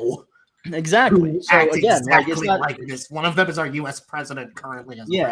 Exactly. So there's plenty of real life examples. So obviously, and of course, this has been part of Lex Luthor's character since his inception. The rich, wealthy, arrogant, prideful entrepreneur. He's like he's like Tony Stark if Tony Stark was a bad guy, or more or less. So of course, where was I? What was I saying? So yeah, it's not outside the realm of possibility when it's pretty obvious in the movie if you rewatch the film and you pay attention to the actor, which again, great actor by the way, how he portrays himself and how he carries himself after convincing the entire world Superman was the enemy and managing to imprison Superman, someone who he's been trying to, quote unquote, defeat for the last several years since according to the film. So of course you're going to feel a sense of pride and arrogance because you believe that you've won. And of course, we don't see him until later on when after Superman is freed. And then that's when you kind of start to see him unravel a bit. And again, that's also textbook narcissism, when you start to see that whatever it is that you've had in plan so particularly, and it starts to fall apart and everything is not going your way, you're going to start flipping out. And of course, he starts flipping out. He starts getting all crazy. And again, tunnel vision is a bitch. At that point, all he sees is Superman. And of course, in the film, this is exactly in the film, the Pocket World is tearing Metropolis apart, but he doesn't care. He just sees Superman and just wants to finally all right, enough with those whole government bullshit, enough with this playing nice, time to actually deal with the alien threat. I'd also like to ask why is the fact of Superman being arrogant a bad thing? If you mean Lex Luthor, right? Not Superman. Lex. Why is this would have been a very different movie. I am brain is listen. My back has been absolutely ripping my brain apart. So, but let's be honest. If any of us were Superman, we would be 100% arrogant. We would not be humble like Clark. Oh yeah, no. I'm gonna bring up a point before I answer that question. I'm gonna bring up a point. Given how you described Nicholas Holt's acting. Basically asserting that how he carries himself signals his arrogance, his pride, his tunnel vision. I could easily with the way you're arguing, I could easily say that he's carefully weighing out his choices and putting up a front and making sure that he says exactly the right things that he needs to say so that the public continues to hate Superman. If you see the scene where Superman goes to confront Lex Luthor over crypto, he carries himself in such a way that indicates that he's very tempered about the whole situation, explicitly to make Superman look bad, and doesn't make any unnecessary jabs, doesn't make any unnecessary facial expressions, any unnecessary anything that could give away that he's actually enjoying himself seeing Superman, which means that he's super tempered. And that same argument that I would make, this hypothetical, I'm not saying that's the case, but I could use that exact same argument and it would be on the same grounds as yours. So which one would be true? That actually, Both. no, Rooney, that one doesn't hold up because, again, as mentioned previously, he's doing this because he's a petty little bitch who is trying explicitly to rile Superman up. He's literally rage baiting the guy, and But he's has a no reason professional. to yeah, temper He's a himself. professional. Rooney, rage baiter. allow me to speak for a moment. Yeah. So, Yeah. as I was saying, he's tempering himself in this moment because he still hasn't gotten Superman into prison quite yet, and so is continuing to hold himself. But once Superman is in the prison, and after that, and then gets out, and everything starts to unravel, there's no one around for him to have a reason to temper himself, so that adds credence to our belief that everything at that point is genuine. So, what then? Something I want to come in with. Wait. Something I want to come in with. Like, even if both arguments are like plausible, something I'd like to say in that regard. If both of them like hold up under scrutiny, and there's no like word from the artist to confirm which one is true, I'd argue at that point you just run into a brick wall. That's it. Like, there's really no winner or loser in that regard because both the takeaways are plausible. This is true. Yeah, like really if you think about it, at the end of it all, it like we can make our own interpretations of certain things, but it's really dependent on who makes the project and overall what their vision of it is. If James Gunn, for whatever reason, was watching this, then we'd have a bit more clearance depending on who he says is correct. Yeah, but Stop right now, dyeing your hair gray, James Gunn. That's all I gotta say. but right now, with But both, can I answer Minecraft's question? Can I answer his saying question? both. Oh yes. Minecraft World's question he asked that why is that a bad thing? I never said that the actual fact that Lex Luthor could be arrogant is a bad thing. I sent that using it as a defense as to why he had that oversight, which by the way wasn't really an oversight because he would have no way of knowing about the whole issue about the Pocket Universe. That whole issue, like, he wouldn't have known. Using that as a defense is a cop-out, is what I'm saying. How exactly is that a cop-out? Because you can say that about anything. You can say that apply that to any antagonist in this movie. So, Which it's is a cop out valid because it's it does applicable. because you can't apply. You saying it's a cop out is a cop out here. How? Because the the fact same that it's thing could be because similar arguments could be ascribed to pretty much every single letter that has come out of the mouths of every single person here, and that includes those in the chat. Okay, I'll substantiate it. The reason why saying that he's arrogant is a cop-out is because it assumes that he would have that specific oversight, which again, not a real oversight. He would have that specific oversight at that specific point, at that specific time, basically saying, oh, he's arrogant. Sorry. God damn it. Sorry, give me a second. He's arrogant, therefore, his stupid decision makes sense. Yes. Do you know what I mean? Well, here's what I would throw in. Again, I agree this film is methy, the Platoon video and all that. I will say, is he supposed to be stupid? But here's the thing with the Platoon video, I will say to substantiate that he's not. But No. You did say that. Like, Platoon pointed out that Lex Luthor is highly intelligent, so his stupidity makes no sense. But that's why I told you should have watched Platoon's video before going into this stream, because he made some really good arguments. I deliberately did not watch any video related to this movie up until. That would have been helpful because, again, what Black said, that runs into the question of, okay, is he supposed to be stupid? Is it acknowledged that he's being stupid? And all that. Can I throw something in? Yeah.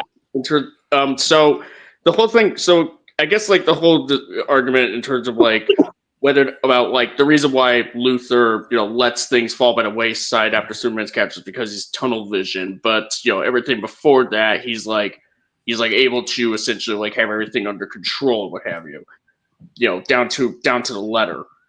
So why does he let Eve, his girlfriend, who he doesn't even like, who he acknowledges is really stupid, would pretty much even so much as like let her just take selfies all the time, especially in places where there could be incriminating evidence that if they got leaked about him working with the president of Moravia, doing all the dealings, what have you, with the conflict of Jaranpur and so on and so on, which is all the basis of like him being able to bring Superman in the first place.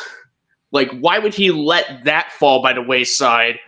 Up to the point where, because like if he didn't let that fall by the wayside like he does in this film, the rest of the film wouldn't even happen. Like Lois and the Daily Planet wouldn't get the incriminating information, and they wouldn't be able to bring Luthor down in the public eyes and what have you. So the response to that would then just be the hubris, because you kind of answered your own question. His hubris and his belief that his girlfriend is a moron. She's a moron, but she's a moron with a phone whom she just actively takes selfies with in anywhere she goes. Why does Lex Luthor date a moron?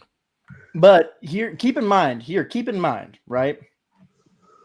Keep in mind of the fact that she knew, like I believe, like again, we can establish from the fact that if she were, he probably made it clear to her.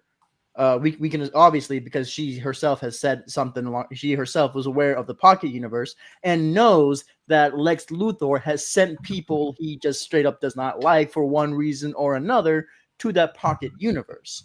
So of course, while even with him, she was living in fear of him, and he was obviously living. I don't want to say getting off on that fear. But if he established the fact that if she were to do anything stupid, he would do something bad to her. So that's why up until the point where she gets converted by the real MVP Jimmy Olsen to do the thing to let those leaks go. She does it, but then of course she's immediately found out, and then he, does something. I can't remember what he does, but he does something to her. He puts her in prison. I have to ask though, like, to substantiate the point that Sea Monster made, because I feel like he started out with something. The argument that Sea Monster is presenting goes prior to all that. It goes to the very moment where Lex decided to have Eve in her life. Why did he decide to do that if he acknowledged that she's stupid? Maybe he likes to be. Maybe it could be ego. That he likes to have do around to make. We can say maybes, but we can't rely on maybe. We can't rely on maybe. I mean. Okay, someone talk out of time. Holy shit! Okay. All right. Sorry. All right. So then, let me ask this, Rooney. So if it's something that was obviously established before the film even begins, why does it matter?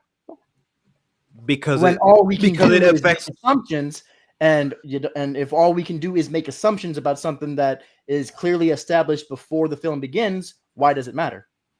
Because it affects everything that happens in the movie. So, but we can only make assumptions. And so that's the problem. If there's no clear evidence, then all we can do is make assumptions unless something is provided otherwise. But that's exactly my problem. Yes, but that's the problem. So you're asking for it to be spelled out? Not spelled out, but like at least somewhat stated or something, because you can always imply anything you want. You can assign anything at any given point. You can pretty much pull it out of your ass and say, "Oh, it's actually this. Oh, it's actually that."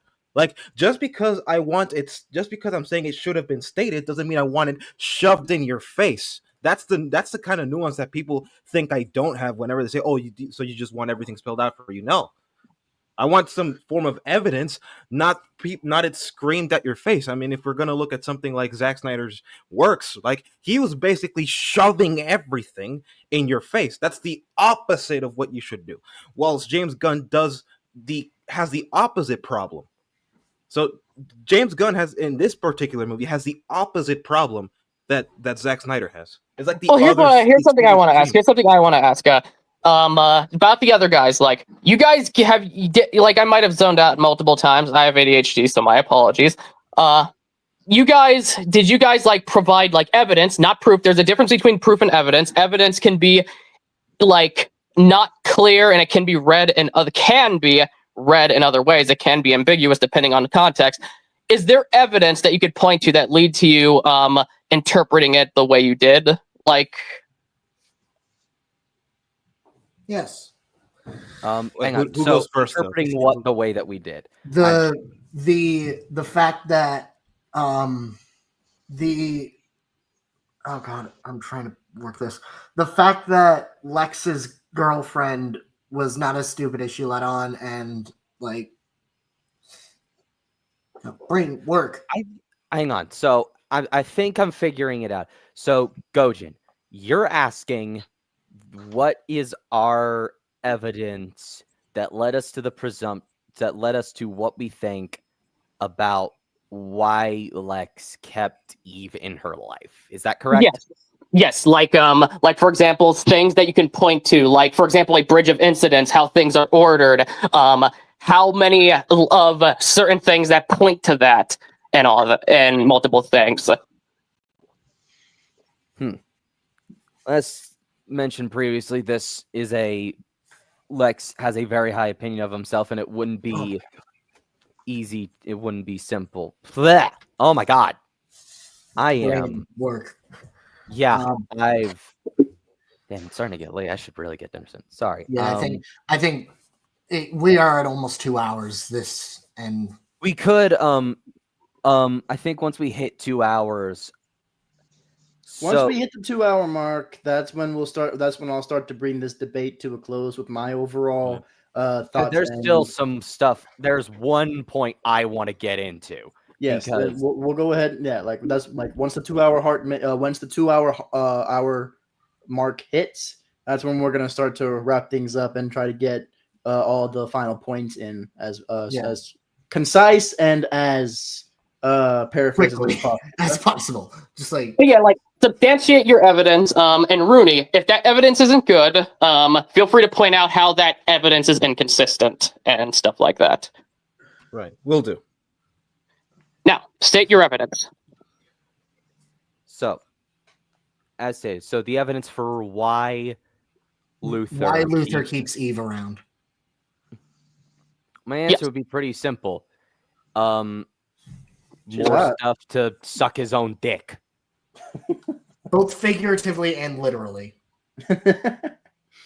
You just know she's going to wring Jimmy dry.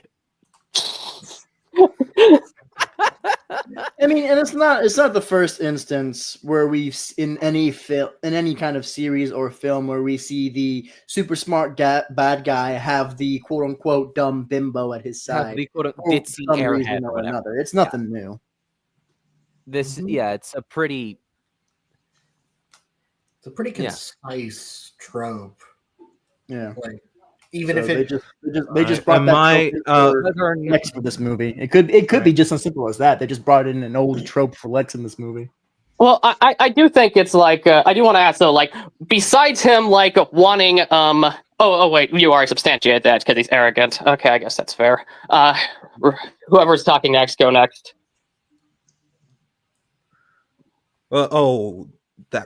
Are you talking about the comment you just read, or what is that? No, I was talking about that because I was going to ask Kuru to explain why. Like, was that?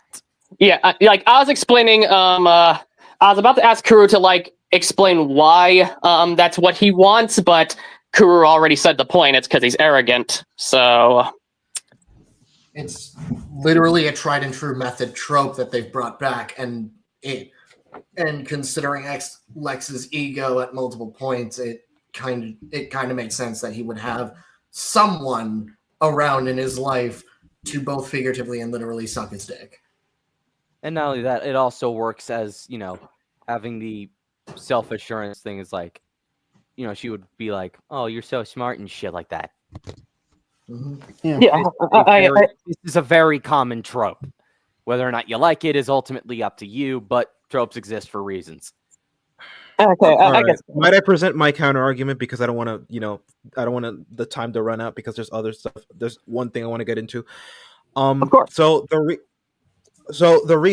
exact reason why I do not count that argument as valid is precisely for all the things I have said prior, which have been completely dismissed, which is the simple fact that number one, the whole thing about hubris, the whole thing about what's it called? Wanting his dick sucked, for example, right? We're talking about things prior in the movie. No establishment, just assumptions. This is an arbitrary position. You're assuming that it's because he wants to be worshipped, right? Like you can look at his girlfriend that he imprisoned in the Pocket Universe and point to that as though, oh, that is a clear example of that, right? But we don't know their relationship. We don't know how he treated her. All we know is that he imprisoned her.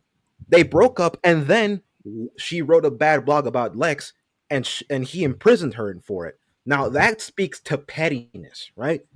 A completely different negative attribute. So I think we are conflating negative attributes just so we can say, "Oh, this villain's own hubris and ego was his downfall," without any sort of without any sort of evidence, substantiation. It's an assumption. It's an assertion. You're saying this is the thing because thing, right? It's an assertion, right?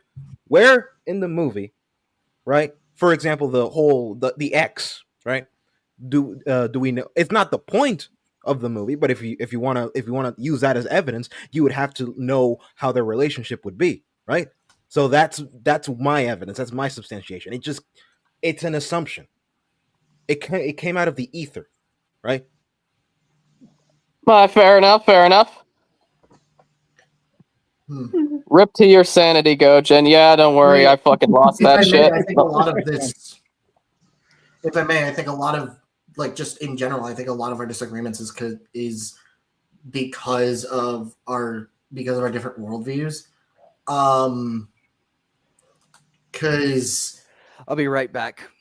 Keep going, but I think okay, yeah, I think for me, if I may speak personally here, I saw it as like, okay, so we're establishing this, and this. We don't really need to go into like the why, because I don't know, maybe that's going to be explained in the future, in a future film or something.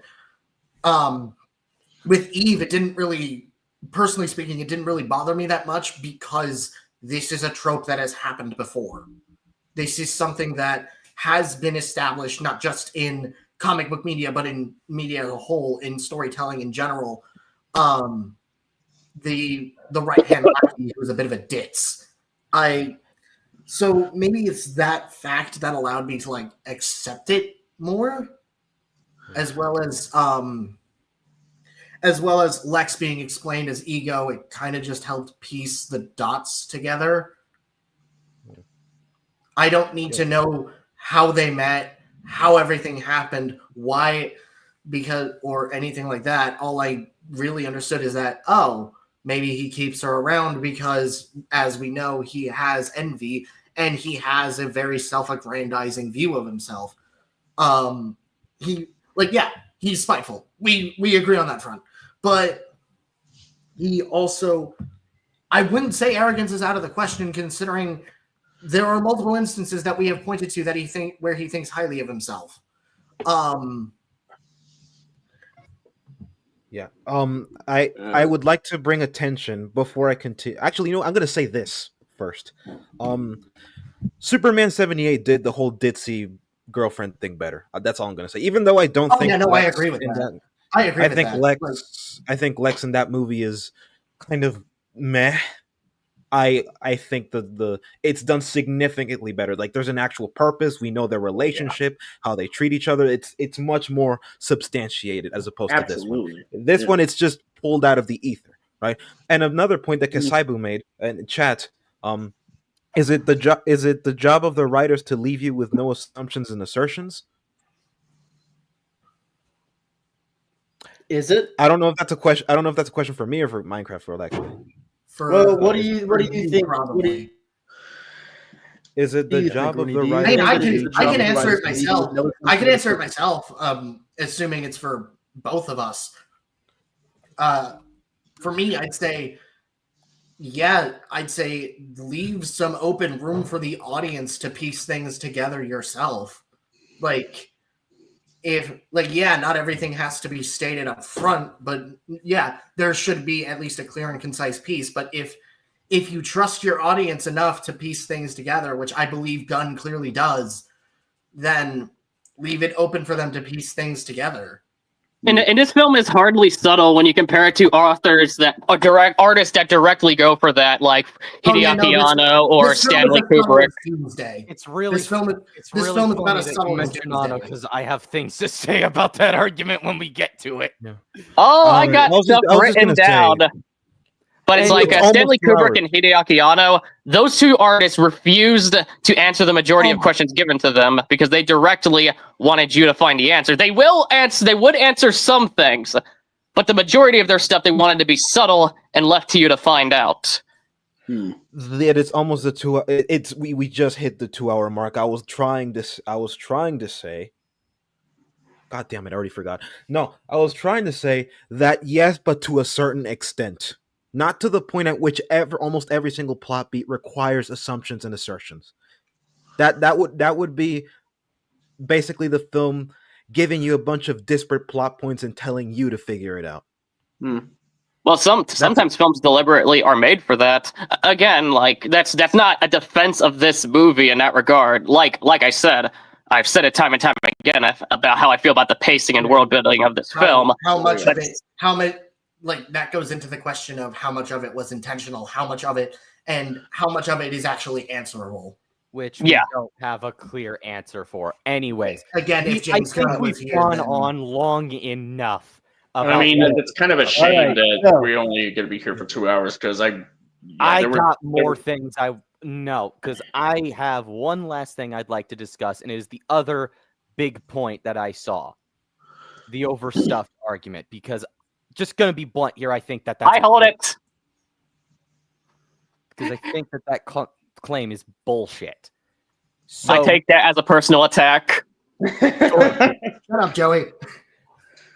All right, yeah. I'm All right, going go to ahead, wring Kuru. you like a wet towel. All right, go ahead, Kuru. All right, so Keep it focused. all right, so Kuru, go ahead with your final bit. All I ask is that you try to make it as brief as possible since we are a little bit over the 2 mark. Okay. Yeah. When claiming this film is overstuffed, I want Sea Monster to specifically elaborate on this since he hasn't had much of a chance to speak. When you're saying that this film is overstuffed, you said that things were thin. I want you to elaborate on this because specifically, I'm trying to think of a way to properly phrase this. What are bits of this film that you are saying are important that are being taken away from, and what do you deem unnecessary and could be removed and wouldn't harm the story? Because as stated previously, this is a film with a lot of moving parts and has a lot of ground to cover, and so I'm curious as to what you mean when you're saying that this film is stuffed with too much. Okay. Well, I mean, this will actually kind of lead into something I wanted to address. The thing is, like, the film it's clearly trying to set up like a whole universe, but they just have they have like so much of it, and the film's like going at such lightning fast speed about it that it just, in terms of like throwing stuff in and so on, that the film, hardly any bits of like drama or character growth is given like room to actually breathe and grow essentially in a natural way. So you're saying, sorry, like, I'll let you go. I'm just saying. For example, like the fact that I think like if we are supposed to be like endeared by this new version of Superman, it pretty much would have been nice if we had a better understanding of like why he was able to get more value regarding like who he is as a hero or even as a man over like that little incomplete or damaged like video message from his biological parents than all the years that he had spent with his adopted parents. Like that premise alone, it's like it could work, but the way the film did it was just like there was like the Kents barely have like any screen time until that point, that sort of like point in the film where we actually spend some time at the Kent farm, where Clark is recuperating, and and you have like the parents, the biological parents, their the video message had to be like restored, and we just find out that they're evil, but Superman is ultimately like that. Like that is not what I took away from it at all from that video. Ultimately, so like the question of like so there isn't even like not only is there like no question about like whether is like would Superman actually like fall through this or not? It's like no, there's like obviously an answer. He's not going to, but it's still really strange that that there's no acknowledgement from him that he actually got these values of who he is as a person from the Kents as opposed to the House of L. I was actually gonna bring this up. This is something that I wanted to talk about. Just Superman's characterization in this movie and how this message pertains to it is basically just a circle. Now, this is something that I mentioned in a video that I make recently, but basically, let's talk about the actual crisis of identity and the message. Now, the message itself.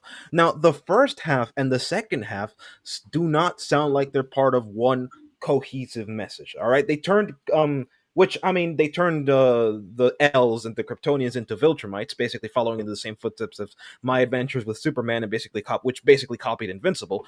I mean, that's not necessarily a problem, but let's see how let's see how it's applied here, right?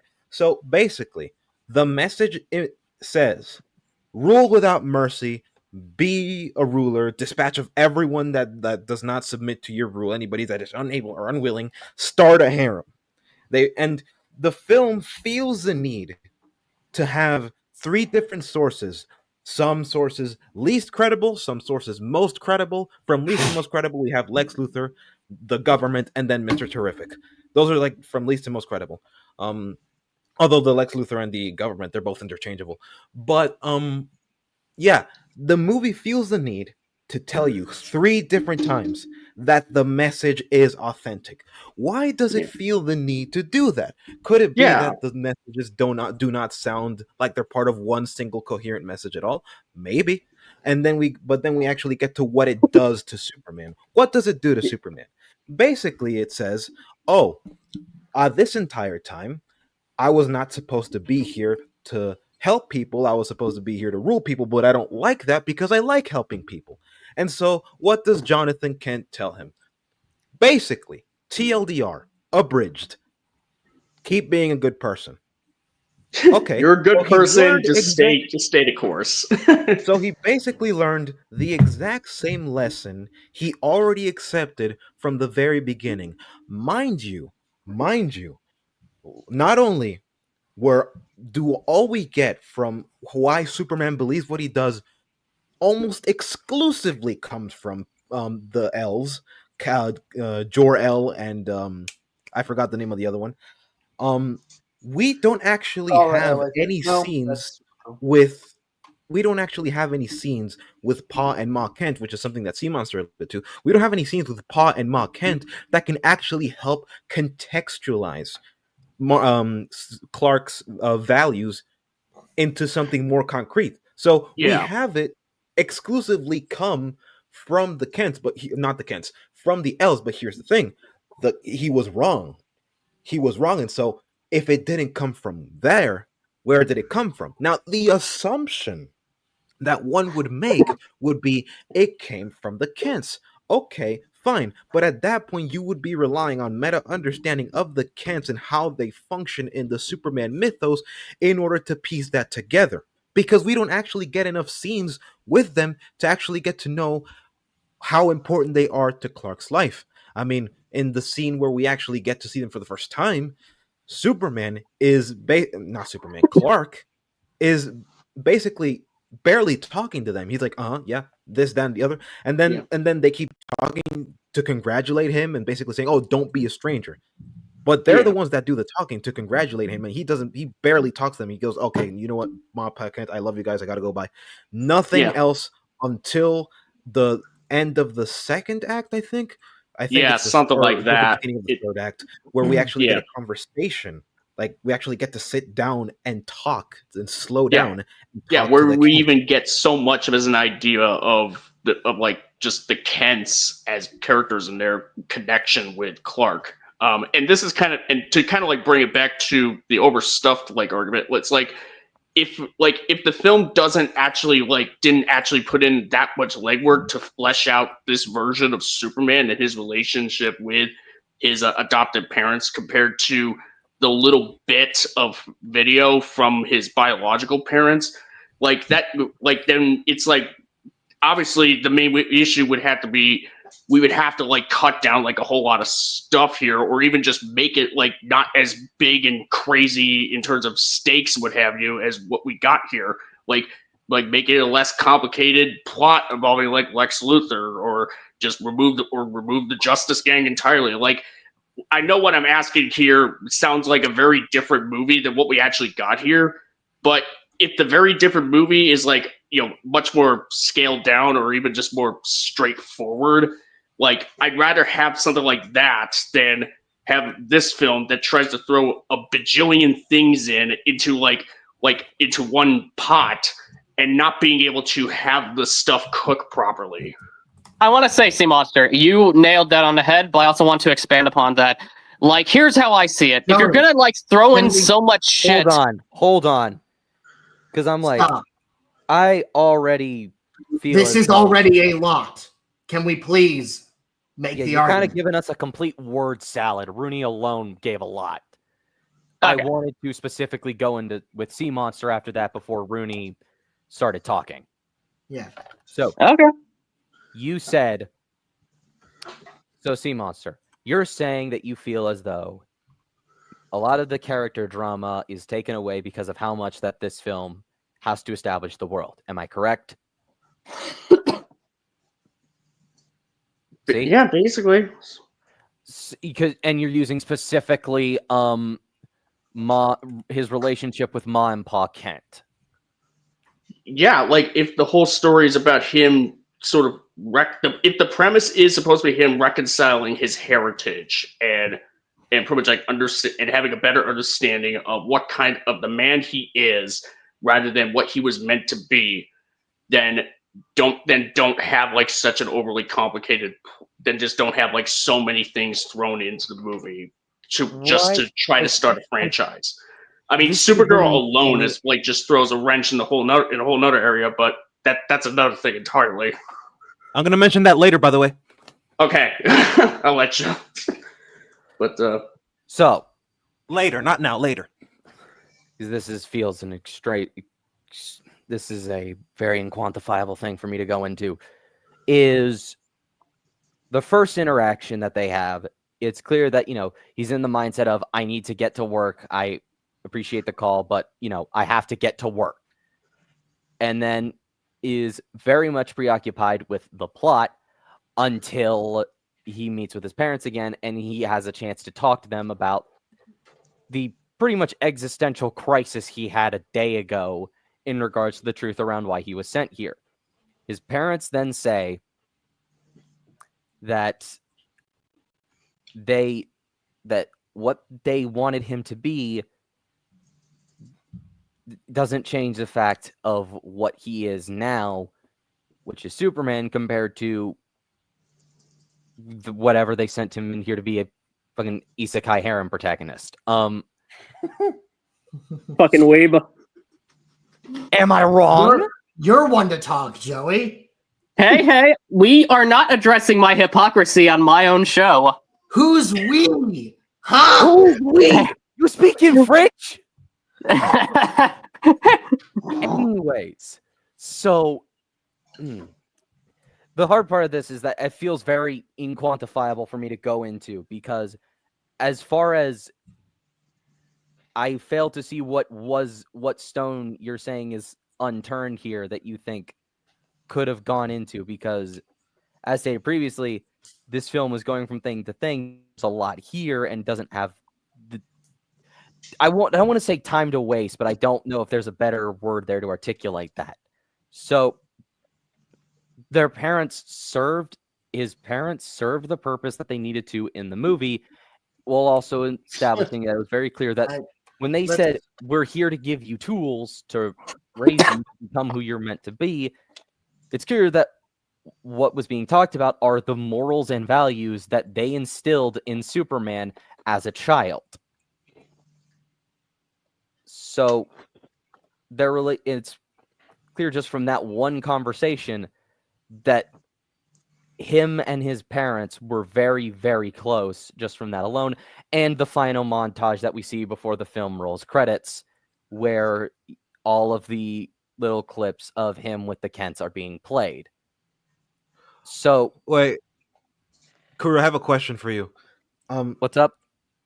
So, do you have anything to say in regards to what I said earlier? Because I pretty much laid out that point before you even made it. The problem with a lot of what I heard from you, Rooney, is I'm just going to be completely blunt here. It was complete word salad. You said like everything I was trying to say in like 3 times the words, and that made it extremely difficult. All right, so I'm gonna that. try and dumb it down. So, my position on the characterization of Superman is that it's a circle. He learns the exact same lesson he already accepted from the very beginning, with the kind of wording and the kind of speech that could be given to literally anyone. That doesn't necessarily have to be the Kents. Now, why do I say could have been anyone? Simple. What Superman believed, initially he thought it came from the L's, Jor-El and Lara. However, that turned out to be false. And then we get the point that John brings up: your choices, your actions, that's what makes you who you are. Now, given that, one would assume that it was them, the Kents, that contextualized his morals into something concrete. That would be the assumption. You would be correct in assuming that if we actually got to see them interact more. But we didn't. We get one phone call where all the information we know is that his parents, his earthly parents, know about his job, and they know that he's a good reporter, and they know that he's doing a good job. So they they call him to congratulate him, to tell him to not be a stranger, and they also tell him that he's been distant for a while. Basically, like he hasn't called in a while. So that's all we know. From that point on, up until where we get to the post-existential crisis, the most we get is continue being a good person. Almost as if the goodness that came inside, the goodness that emerged from him just spontaneously appeared in his soul. Like it just came from the ether. He was a good person from the very beginning, but now he's sad that it turns out that he wasn't supposed to be a good person, but he gets a pep talk that basically tells him, keep doing that, and he goes, okay. And that's exactly what he does. Yeah, he didn't really grow as a character. He just kind of more like stayed the same. It's just that, you know, he had like that what pretty much one of the most important revelations of his life it ultimately just didn't even amount to much in terms of his growth. And Supergirl actually makes it worse. Hold on, before you continue, Supergirl's appearance actually makes things worse for multiple reasons. Number one. Now, according Rooney, number one, Gojin, what? I think Gojin was trying to say something, and also you're doing it again. Yeah, that's like okay. Now I'm gonna speak because it's my show and I can do what I want. Fuck y'all. But Sea Monster, on the point of being overstuffed, I do agree with what you have to say. But I do think it did have to be a completely different movie. I think that if Gunn wanted to utilize his vision of being extremely stuffed and putting so much in the movie, he needed to make this movie ridiculously long. Like Lord of the Rings fucking long, or a TV show. That would be how he utilized this vision. If not, then he needed to neuter it to fit this runtime. Yeah, and it's just that. I mean, I can understand that that's like a very unfortunate position. It just doesn't change, what we got, what we ultimately It's not got. unfortunate. It's just make a longer movie if you want to do your vision justice. No, I'm just talking about like the position to either make this movie as long as possible, or so that everything could be fully fleshed out that you wanted to within this, within a longer runtime than what we got. But yeah, I mean, it just doesn't change that this is ultimately the film that we got. And it's just, even with a 2-hour runtime, it just wasn't enough. I don't know what to say. Like either make it a longer movie or make it, or just don't have so much stuff in there. Like if anything, like Iron Man 1 gave you a blueprint right there on how to start a cinematic universe with a character that with a multi-dimensional, really well fleshed out, well done character journey. Or go Kill Bill and like split your one story into multiple movies if you want to go that route. Yeah, I mean, although I imagine they would rather just stick with the Iron Man route than run the risk of doing a 2-parter thing, because that doesn't always work out, really. But yeah, that's fair. May I return to the point of Supergirl? Yes. So Keep it short, the point Bernie. of Supergirl. Yeah. What? Keep it short. All right, I'll try and keep it short. So assuming that her origin is the same as in the comics, this is an assumption. I don't know if this is actually the truth. This is just the assumption that she originally was supposed to arrive from Earth and protect Clark, but got there first. How is it that she has not known about the whole thing with regards to her parents?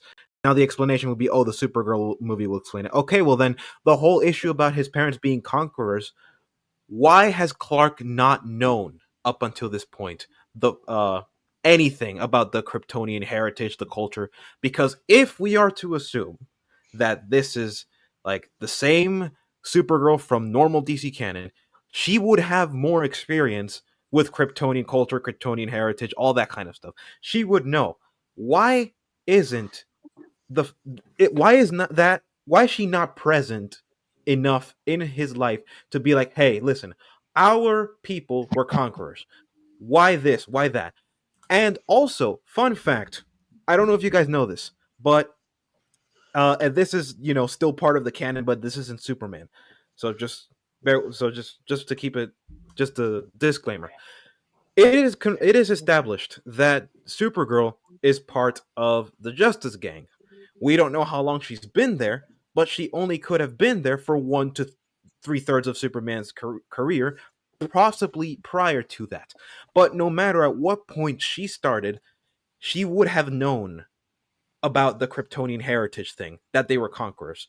So Supergirl being there kind of throws his character arc out of whack, because at that point Superman would have known, because she would have told him. Or not, but why wouldn't she? Why wouldn't she? Well, the Supergirl will explain it. Right, sure. But will it, though? We don't actually know. But it presents way too many questions that could make or break. Can you pull up Nico Stud 116? Can you pull up Nico Stud 916's comment? Okay, let me get it. Isn't it obvious? She's a drunkard.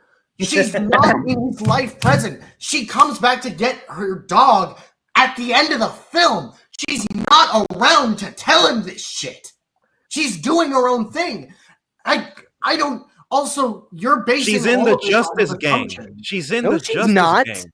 Right. No, she's You're not. making an assumption that she is Blackarooni. What Minecraft? Peacemaker season 2 confirms it. Peacemaker season 2 explicitly shows her. Before the screaming of autism, what'd you say, Minecraft? She's running amok. The entire thing that she's doing is like running around, doing her own thing. Superman says it himself. She likes to party on red suns. She's barely on Earth. She's literally going out drinking. She would have to be on Earth for several occasions for him to know that. And also, she's in the Justice Gang as established. Where? Peacemaker season 2. Just because she was there with them doesn't. Superman isn't with the Justice Gang, yet he was there. So I said Supergirl. why is Sorry, her? He's Supergirl not was part in of the the Justice Superman Gang. isn't officially a Justice Gang member too. Yeah, That so wouldn't. how is Okay, her but being Superman, there Superman proof being that in the she's part Justice of the Gang wouldn't Justice matter. One person at a time. All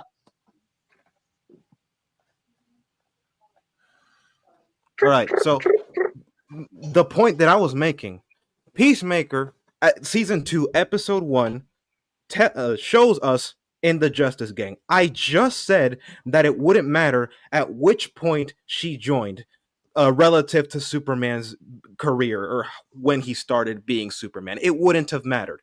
Even if she goes outside of the planet to party, to drink, given the fact that Superman knows she goes to party and to drink, she would have to be on Earth long enough for him to know that. So why has it been that at any point that she has been on Earth, why didn't he ask her about his parents or about, Kryptonian heritage or culture? Why doesn't he know anything about how they're conquerors? That is my question. And now you're making the assumption that she knows any of that to begin with. Well, what do you mean? What do you mean? You're making the assumption that this is similar to the one from the DC comics. You've already mentioned this. However, as far as I don't know, haven't seen Peacemaker yet. Do we know that? You said you're making it clear that you're trying to be concrete here, and now you're the one making assumptions and stuff about this. But We you know what we don't know you see how that this actually story is Shh! different, right? Let You see the- Kuru speak. like Oh, Minecraft was speaking. Or So whoever was speaking, speak. So, what I'm saying is, plus, it's clear that she was coming home. She looked pretty hungover or whatever and was immediately going out again. Where, who knows? She's off doing her own thing. And as stated previously, just because she was with the Justice Gang in that group does not mean she's explicitly stated as a member. Actually, I'm curious. Does Peacemaker Season 2 happen before or after Superman chronologically? Do we know? I don't think it states. Because I'm assuming because in the fact that it's released after that, it might have, happens after. So who knows? Again, what I'm saying is that now assumptions are being made that she is similar to the one from the comics, which we cannot say for certain, and that she is a member and would have the time to explain this stuff, or was, correction, an already established member of the Justice Gang, even though if she was, they wouldn't have allowed her to go out partying like they did. So that point doesn't hold any water. Let me tell you this. The difference here with the assumption that I'm making is not necessarily about absolutely everything about her character. The assumption is based off of premise. The same way we know Clark Kent arrived from Krypton and Krypton was destroyed on Earth. We're talking about the assumption of premise, not the assumption of character. That's the difference here. The next thing you mentioned, it wouldn't have mattered at any point at what point in time it wouldn't have mattered when she joined the Justice Gang, whether before or after. Superman knows she exists. Superman is aware of her escapades. Superman is aware of their relationship. If he is already aware, why is it that when she is present, he doesn't ask her anything? All right, let me speak on this. And then we're gonna start wrap this up because again, it's starting to get too long. And frankly, Hooray, the indecisive bitch! I am Thank already you, Monarch, very because I would have stressed just out been about this repeating movie. myself already. Oh my Yeah, god. I am already very stressed out about this movie. This has become my second Kodum. I don't want to talk about this movie anymore. Welcome back to the fucking building again, Minecraft. I've been in the building since Zim's most recent stream. No, you're in Jim's basement. What? all right, so Blackjacks and hookers. So, in regards to, let's just see here. All right. So here's what we're going to do. All right. Kuru, I will allow you to make your final point. Keep it as brief as possible. Just say what you have to say. No counter arguments this time. Just say what you have to say. And then if you don't like what he has to say, boo fucking who. Deal with it. Go touch grass or whatever. Afterwards, we will end this with my with my indecisive choice or whether or not I go one side or another, or I just decide to stay neutral. So, Kuru, go ahead, make your final piece, and everyone else, shut up. As stated before, and as shown in this film, she shows up, says, "Hi, where's my dog?" and pretty much leaves as soon as she gets her dog back and is off to go party again. She's not around in his life enough or is even coherent enough for him to even ask that or for it to even cross his mind. Plus, he'd already made up his mind based off of the message that that's what it was. Now, and like that's it. Just both. He already had his mind set previously before the message was completed on what the message meant, and that Kara was not in his life enough for him to ask him that question. And also, would he even know if she knew? And that's it. That's my last statement. Okay. All right. So, final stretch. All right. Both sides have made good and bad arguments, you know. Yes. All right. The thing with debates is that there is no quote unquote right or wrong side. It is completely up to interpretation of the viewer and things like that, unless stated otherwise by the actual person who made the fucking project. So, in regards to my thoughts on something, so I interjected here and there about some things, so you already know my thoughts on certain things. So I'll keep those bits, just small reiterations. So all in all, in regards to James Gunn's Superman, again, this is just my opinion, and I'm not asking for anyone to interject. If you don't like what I have to say, deal with it. I'm not asking you to interrupt me. Can I interrupt you? No. The potential It's my is there. show! All right, the potential is there. You would have to be as blind as a motherfucker to not see the potential. It's there. Again, it was just not approached properly, and I for one believe that is due to the fact that James Gunn gets in his own way a lot. James Gunn is like his worst enemy, essentially, with his projects. I'm not saying he doesn't make good movies. He makes great movies. Again, like the Guardians of the Galaxy is the best among the best trilogy of Marvel movies we have. But it is, at least to me, it became clear he was trying to still capture that. Especially with that whole ragtag team of people, like likable characters, whatever, or with their own little misgivings. She was trying to recapture that with the Justice Gang. Now, whether or not he managed to do that successfully is up to interpretation on who's viewing. Me personally, I don't think he quite got what he wanted. There is a lot of world building in this movie. There is a lot that is established. The problem with that is that with the limited runtime of this movie, and I don't know how they go about approaching how long they want movies to have. Maybe James Gunn did want to have a longer movie. It just didn't happen because maybe the producer, maybe they ran out of money. It wasn't within the budget. We don't know the behind the scenes details. Maybe he wanted a longer movie. Maybe, who knows? So it does try to establish a lot already, especially in the beginning. Already telling you Superman has already been at this for a good few years, and in those few years, he's teamed up with the Justice Gang. They've already fought all kinds of, threats at that point, and at that point it becomes the norm. Case in point, that one scene where he's like putting on the boot and the Justice Gang are dealing with the evil jellyfish and everyone's just going about their business. At that point, it's just the norm.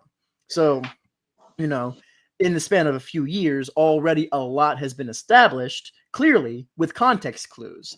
But again, it's not established any further per se with any other form of like what's the word I'm looking for? Explanations or anything like that. Not this, and again, I'm not saying that there needs to be explanations all the time, but when it's something that seems like it needs to be important, when it's an important fact of the film or the project, then something more than just context clues is definitely needed. Visually, it's a pretty good movie. It's actually very engaging visually. It actually captures a lot more of the actual colorful aspect of earlier comic books than the more dark and gritty Snyder Fest things that we've been used to up until this point. And that, for one, I actually appreciate a little bit, because again, I grew up with like the animated shows, how colorful they were, and especially with Superman and all that. So visually, it's not the best visually. Obviously, I didn't see it winning any rewards, especially having a CGI fucking dog. And I'll get to that. But visually, it was not one of the bests. It was not the best, but it served its purpose. Story-wise, it was something story-wise. It was a mess. It was a mess. Well, I'll just go ahead and say that right now. It was a bit of a mess. Now, of course, you could follow along with what was going on. Obviously, Lex Luthor is trying to do something regarding Superman, trying to make him, Wait, Monarch still needs to fix their audio. What happened? See, it's you. What did I do? Okay, he's back. Now go back talking. Okay. The audio's back. All right. Fine. Oh, wait, no. It's still not. Let me try muting myself and see if that helps. No. It's Sea Monster. Okay, here, let me refresh. It usually, yeah, I'll be. Okay, there it is. All right. He was the problem all along. So, the story is definitely out there. Again, a lot is introduced in the quote unquote simple aspect of Lex Luthor hating on Superman. You bring in the Justice Gang, you bring in the Pocket Universe, the monkeys, the fucking conflict with the two countries, and the fucking kaiju itself, which also was a pretty badass design. Let me go ahead and say I like the design of the kaiju. So the story, while I don't want to say easy to follow, while able to follow, was definitely a bit of a mess. It could have been approached. It could have been approached a lot better, which frankly is kind of like my main argument about this movie. A lot of things could have been done better.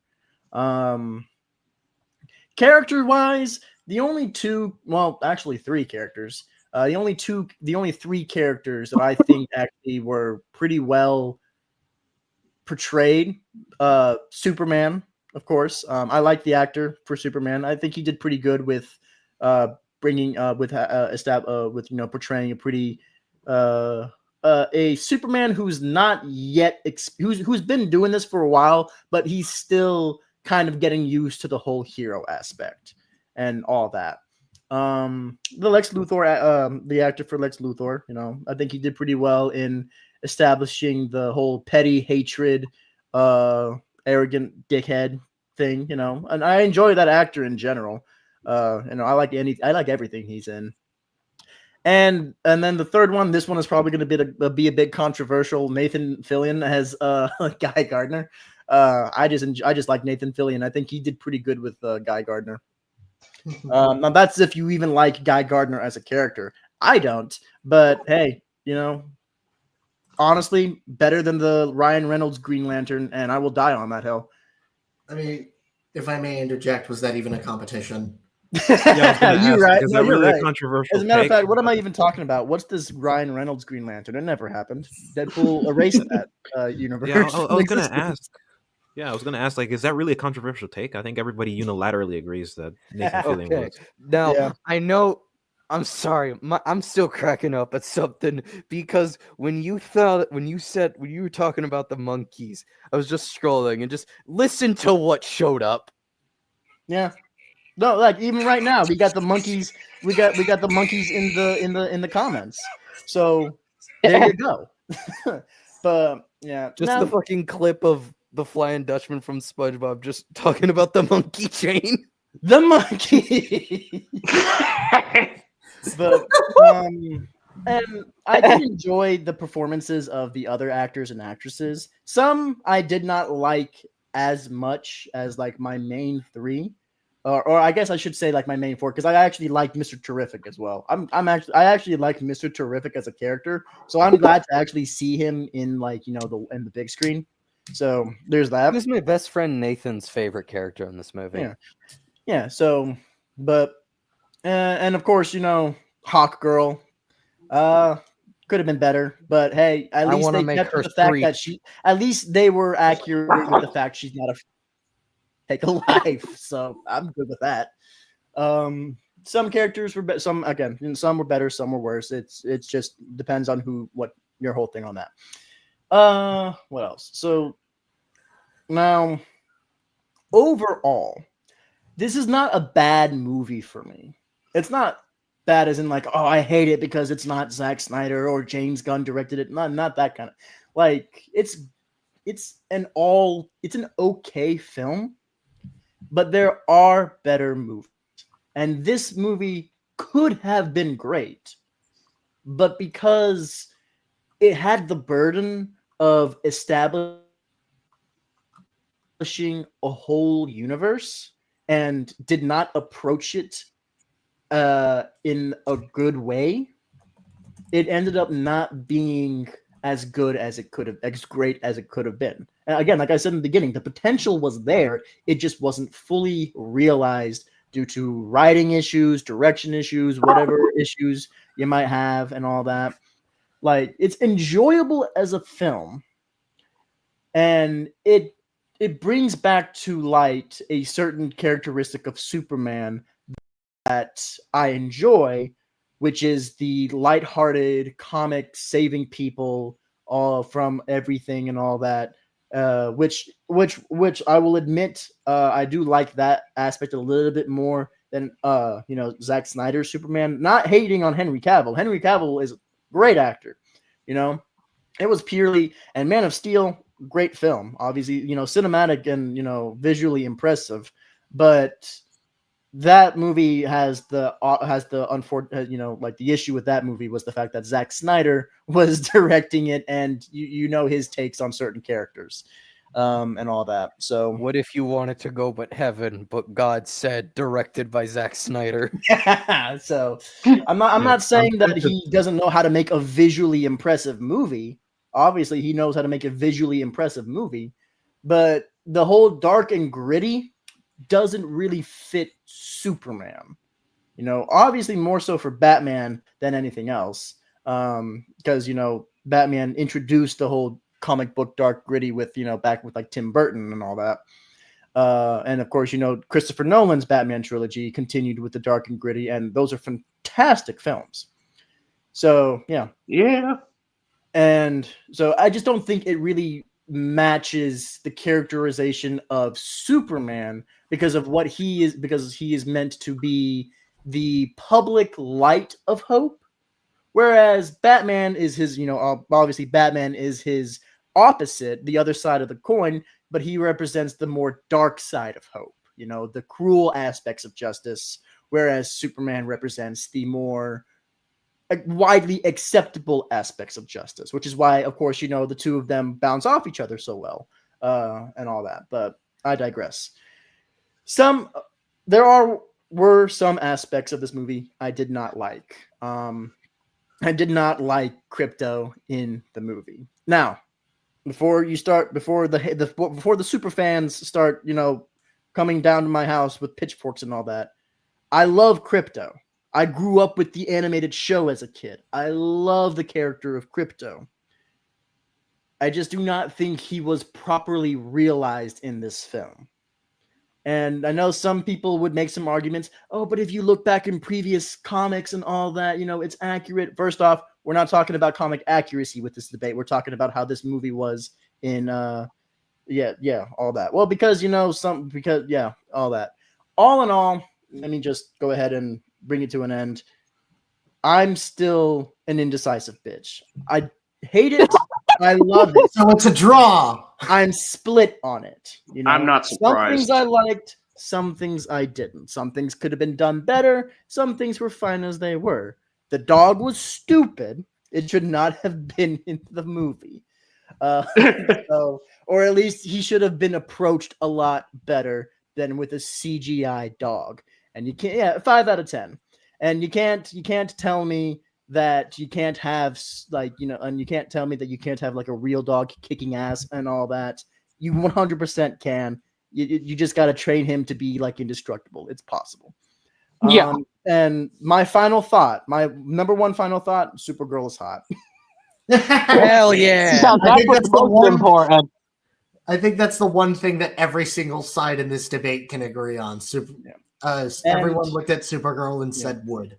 And who knows? Might I ask? Maybe the Supergirl movie will shed some more light on certain aspects that we were talking about earlier. Maybe not. Like her boobs. Like, God, please. We'll see. And we'll see how it happens. But if you've been keeping up with some things, blood better. But if you've been keeping up with some things, there's apparently some kind of there's been some kind of deal going on with like Warner Bros, which may result in James Gunn no longer being at DC. So again, we'll see if the DCU is even going to continue, because from what I've been seeing and from what I've been keeping up, it's not doing so. Wait a minute, James Gunn's about to leave, or there's rumblings about that? I saw that. Yeah, there's rumors going around like there's supposed to be some kind of deal with Warner Bros. And DC, like DC Studios or whatever. And I'm not confirming anything, but there's a rumor going around that if the deal falls through, it more than likely would result in James Gunn's DCU essentially being kaput. I mean, there's a fair bit of tells about how the movie was received, how this film was received, where there's some credence to that rumor at least. And if you've been keeping up with the Peacemaker season 2, season 2 is also apparently not doing really well. I'm not really that interested in season 2 of Peacemaker, to be quite frank. I mean, I didn't even know that Supergirl was supposed to be part of the Justice Gang in that show until tonight. Yeah, she was there with she was there at the end, like when James Gunn replaced that ending season 1 bit, where instead of like the Snyder Justice League showing up, it was James Gunn's Justice League showing up, and she was there with them. So. Is Peacemaker about to go through 3 whole different Justice Leagues? I have no fucking idea, man. Poor John Cena. I honestly have no idea. John Cena's still getting paid no matter what. Oh, absolutely. So I wouldn't say poor John Cena. Yeah. And I enjoy John Cena as an actor. I think season 1 was actually really good. But yeah, at the end of the day, taking into account of everyone's points, valid or no, stupid or not, my stance is still an indecisive bitch. 5 out of 10. Would maybe watch again on like a random Saturday, but again, there are better films out there I'd probably watch. I think aside from Supergirl, every single one of us could probably agree that the Reeves film was better in every way. Oh yeah, 100%. There's nothing that's gonna come close to the Reeves. Maybe film. not every way, but still, like it's good. It's really. I can't say that. I haven't seen it. You have to. I've seen it. I've seen it once years ago. We're gonna that explains a lot, actually. That actually we're gonna explains a kidnap lot. Crew, and we're gonna like put him in a room and like have his eyelids wide open, and we're gonna make him watch. Never mind even the hours on end. Hold on. Stud, Kaz, Chutter, if you're watching, get the chair.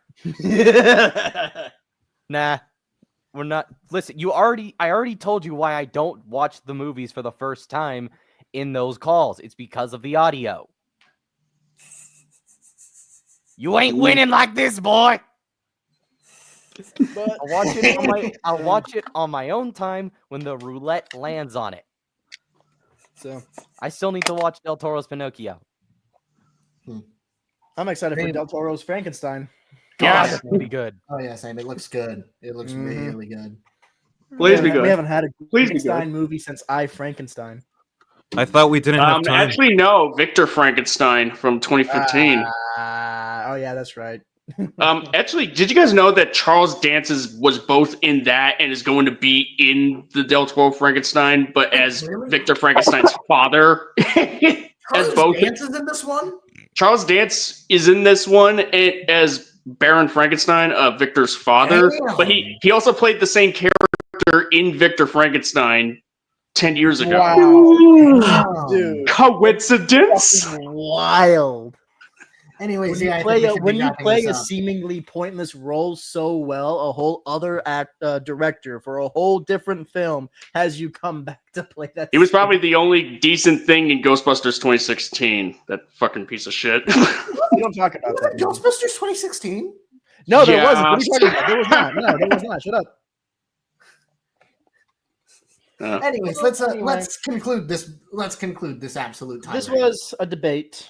The I'm not debate gonna of all say time. good or a bad one. It was just a debate. I'm gonna be honest. This was like going it like when we started. There was a lot of hype going in, but for me, it was just kind of like, okay, fine. I'm just doing this out of obligation because I'm sick and tired of having this movie on my chest. Yeah, so we're done with it. It's gone and done.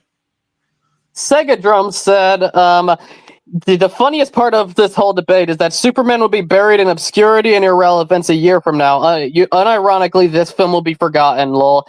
I kind of agree with that. I don't think it will be because here's why. There is a war between Snyder cultists and Gunn cultists. That is the exact reason. The very fact Man of Steel exists and the Snyder cult is the whole reason this debate is going to exist forever. It's not going to be forgotten because of that. Well, within that circle, but not like in the general populace, quite frankly. Like this honestly, I think at this point it's a little too early to say. Granted, yes, we have a lot of upcoming media, and internet spheres have started like rapidly transforming how a film is in the public consciousness. Yeah, I mean, the thing is, there's just been several examples as of late, even just from the superhero genre alone, where that's happened. I mean, Thunderbolts was kind of like had a lot of hype, around it, such as this, and then that film just kind of completely. I could say the same thing about the Batman.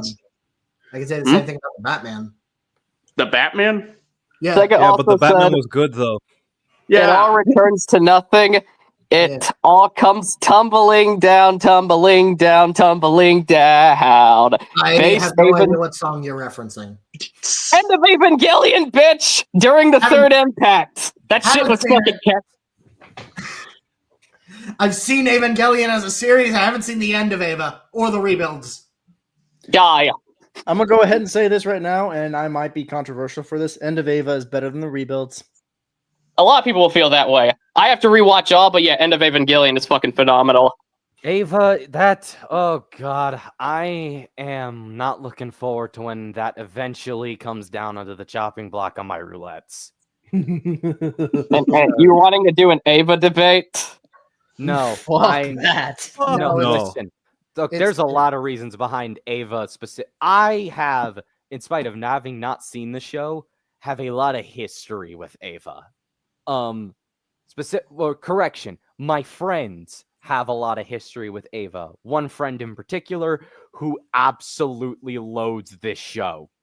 And I'm giving myself a lot of space before watching it to try and detoxify the well.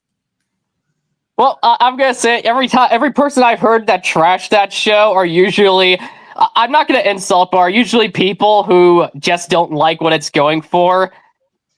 I haven't heard a single argument that judged it on its own terms, but there's a reason why it's one of the most popular animes out there. It even like let me tell you some history. Evangelion and Princess Mononoke, and I got this from a Japanese academy, are the two things that opened anime to being seen as a legit art form worthy of criticism back in the 90s. Are we talking about specifically in like the Japanese culture, or just in general? But this was said in Japanese culture on a Japanese source. Beforehand, like, yeah, there was great animes, but it was looked down upon as a medium by scholars and critics. It was Evangelion and Princess Mononoke that were the two things that not only started the third anime boom, but also led it to being seen as a art form. It's kind of like how before BioShock you had stuff like Doom and all that, which was phenomenal, but gaming wasn't seen as really worthy of being respected as an art form until somewhere in the 2000s. People like Roger Ebert and other scholars looked down on gaming. Well, One of the many reasons why Roger Ebert was a hack. His response in 98 was funny. Honestly, now I'm curious. One sec, I'm curious. What did he say about the Christopher Reeve Superman? Or really anything Superman? A lot of time we have, huh? Yeah. Listen, we're getting distracted, okay? now we're just having bring the this to end an of end. screen rambles we always do. Yeah. What is time, really? He gave Relative. Superman 4 stars. The 1978 version. 4 stars out of 10. No, I'm just kidding. Same 4 score out he of gave 4. Gamera. Same score he gave Gamera Guardian of the Universe. That's interesting. Oh. Interesting. But Anyways, How we the should hell does probably end this. Batman think Guardian of the Universe is a better film than Jurassic Park? That's crazy. It's fucking crazy. Yeah, who knows? Anyways, It is. as guess that's a better time as any to wrap things up. Yeah, kind of. Well, This has been the debate of all time. until the next one. Joey, you're next. Me? On giving what? Oh, yeah, you're meaning the next debate. Yeah, I got shit. I got everything fucking ready. No of my play. Sorry, I don't I remember cannot the wait for it. Let's just say I am quite confident with what I have, but we'll see how that goes. I'm going in with just like, I mean, I'll put my cards on the table before the debate proper starts, just to make it abundantly clear where I'm at with this film at this point. I got my cards behind my back. I'm not even participating, bitches. I'm getting the popcorn. Well, it's just gonna be me and Kuru. So, But I'm gonna have the pom poms on cheerleading Kuru. Anyways, I guess since I was already the one talking, I'll just give some recommendations before we just lead things off as we usually do. Go watch Uma Musume Cinderella Grey. Go watch the Batman 2022. Mm-hmm. I need to go watch the 78 Superman and do research on things you're passionate about, drink some water, and hug your mother. And that's it from me. Amen. anyway, that was it for this episode. Thank you all for watching. This was a very interesting thing to say at least. No, it wasn't. but it's good to have this out of the way. I got some content in the works. One thing that I'm particularly excited to get out is my video regarding Evangelion, which is why I've been so talkative on that recently, because I got some research into that video most people do not have, and I just can't wait to have it out. But that shit's gonna be my magnum opus, that video is. So look forward to that shit. It's gonna come out. I don't have a date for it, but I am working on something big for everyone interested. I will have a video out before then, though. But yeah, this is Gojin the Makai Phantom, leaving the building. 'Cause I'm a punk.